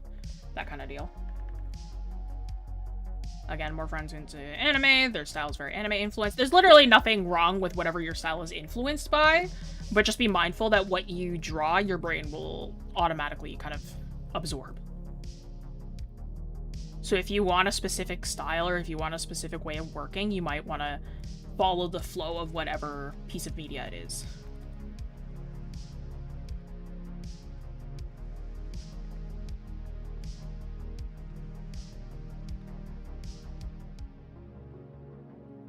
I'm working the most on Korn, because he's the he's the character of this piece. He's the one that you want to focus on the most.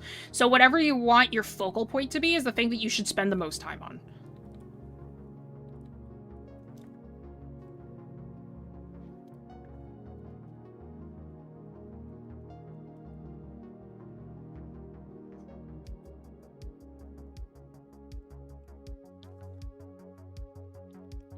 What computer tablet do you draw with? Exclamation point device. Art inspired by many things. Friends it is abstract. I don't even like super abstract stuff. That's fair. My style's just anime, but I found an airbrush. Yeah. Art style is a combination of my friend's styles. Artists who do westerns, Marvel work professionally. Those are my influences. Yeah, for sure. I think my favorite, like, Marvel / DC, like, I guess he works for DC mostly. My favorite DC artist is Jorge Jimenez. I've read his, like, Super Sons work, and that's, like, my favorite. But he has such a good lining style. So for a long time, my line work was influenced by him. But yeah, like, having a mishmash of things, like, that's what my style is now. Like, I'm very influenced by a lot of Western things. I'm very influenced by a lot of Japanese things. So, like, if you see the way that I draw characters, it's this weird, like, clearly Japanese-inspired, but also, like, semi-realistic kind of thing. Because I've also begun to be very inspired by, like, semi-realism and anatomy and that kind of thing, the science of art. So a lot of my work has started to lean towards that as well. And, like, whatever you are inspired by, whatever you study, will be what your work looks like. There is no superior style, there is no superior way of working, it's just whatever you choose to work with.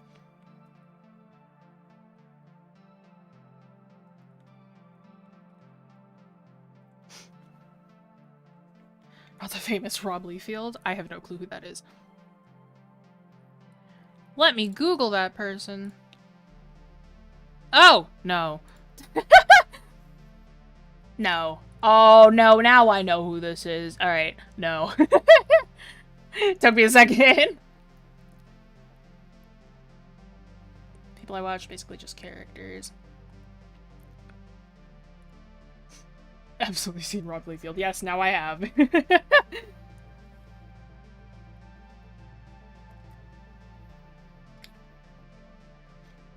I know exactly who you're talking about now, Oz.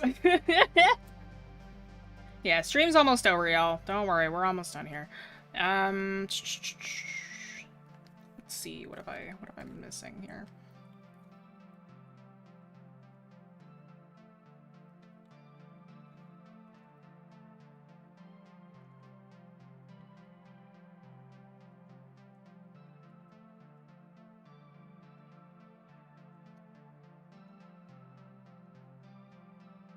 Did 3D for a bit, my 2D style changed. Yes, when you do a lot of art, I personally choose to be inspired by non-illustrators.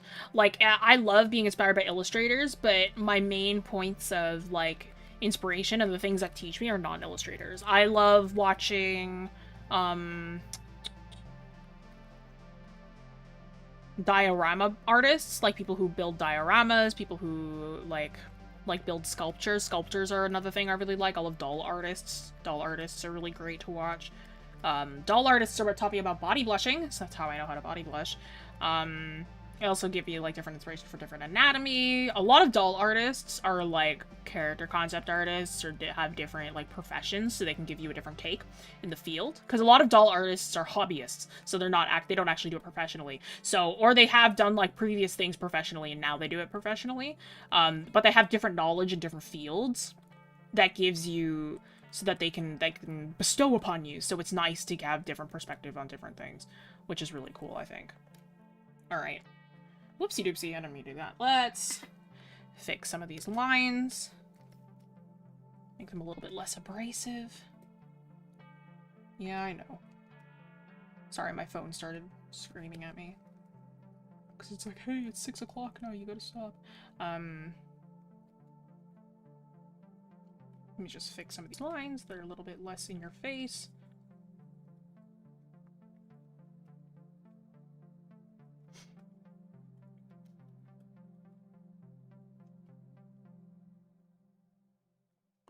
Whoop, sorry. Hit the mic with my headphones.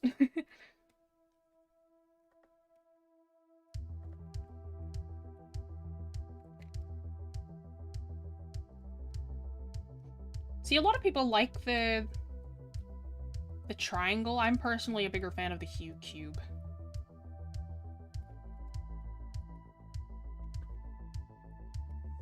Alright. I think that's gonna have to do it.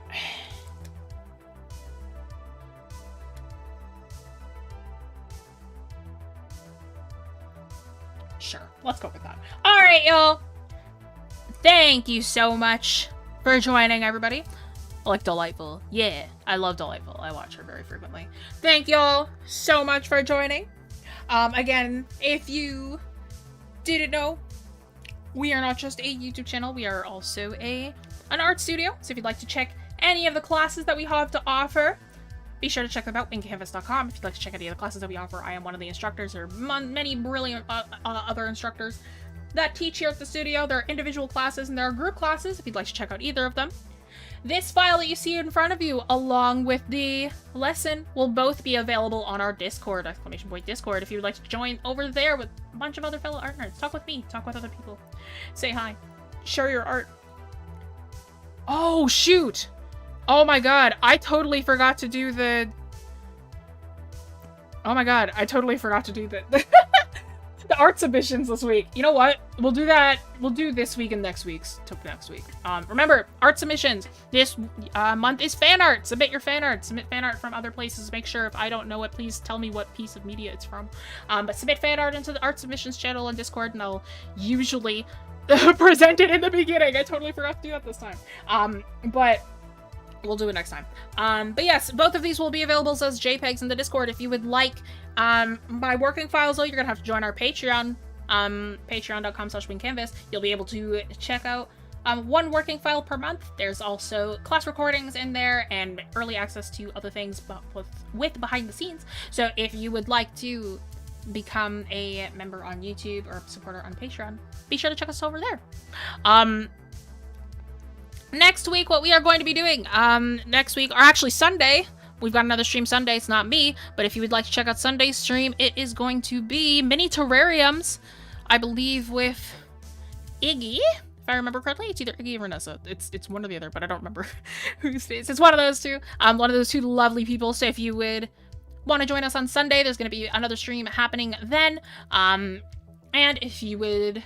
But then next week for Friday stream, same here, same place, it's going to be how to draw fur. We're going to be drawing fur together. So we're going to be drawing something fuzzy. But all right. It's Iggy? Okay, brilliant. So next week will be Iggy. He'll be teaching it, or Sunday will be Iggy. He'll be drawing us mini terrariums with us. Iggy's a wonderful illustrator, wonderful guy. So be sure to tune in on that. But yes, thank you so much for joining, everyone, and I will see you next week, Friday. Au revoir. Bye-bye.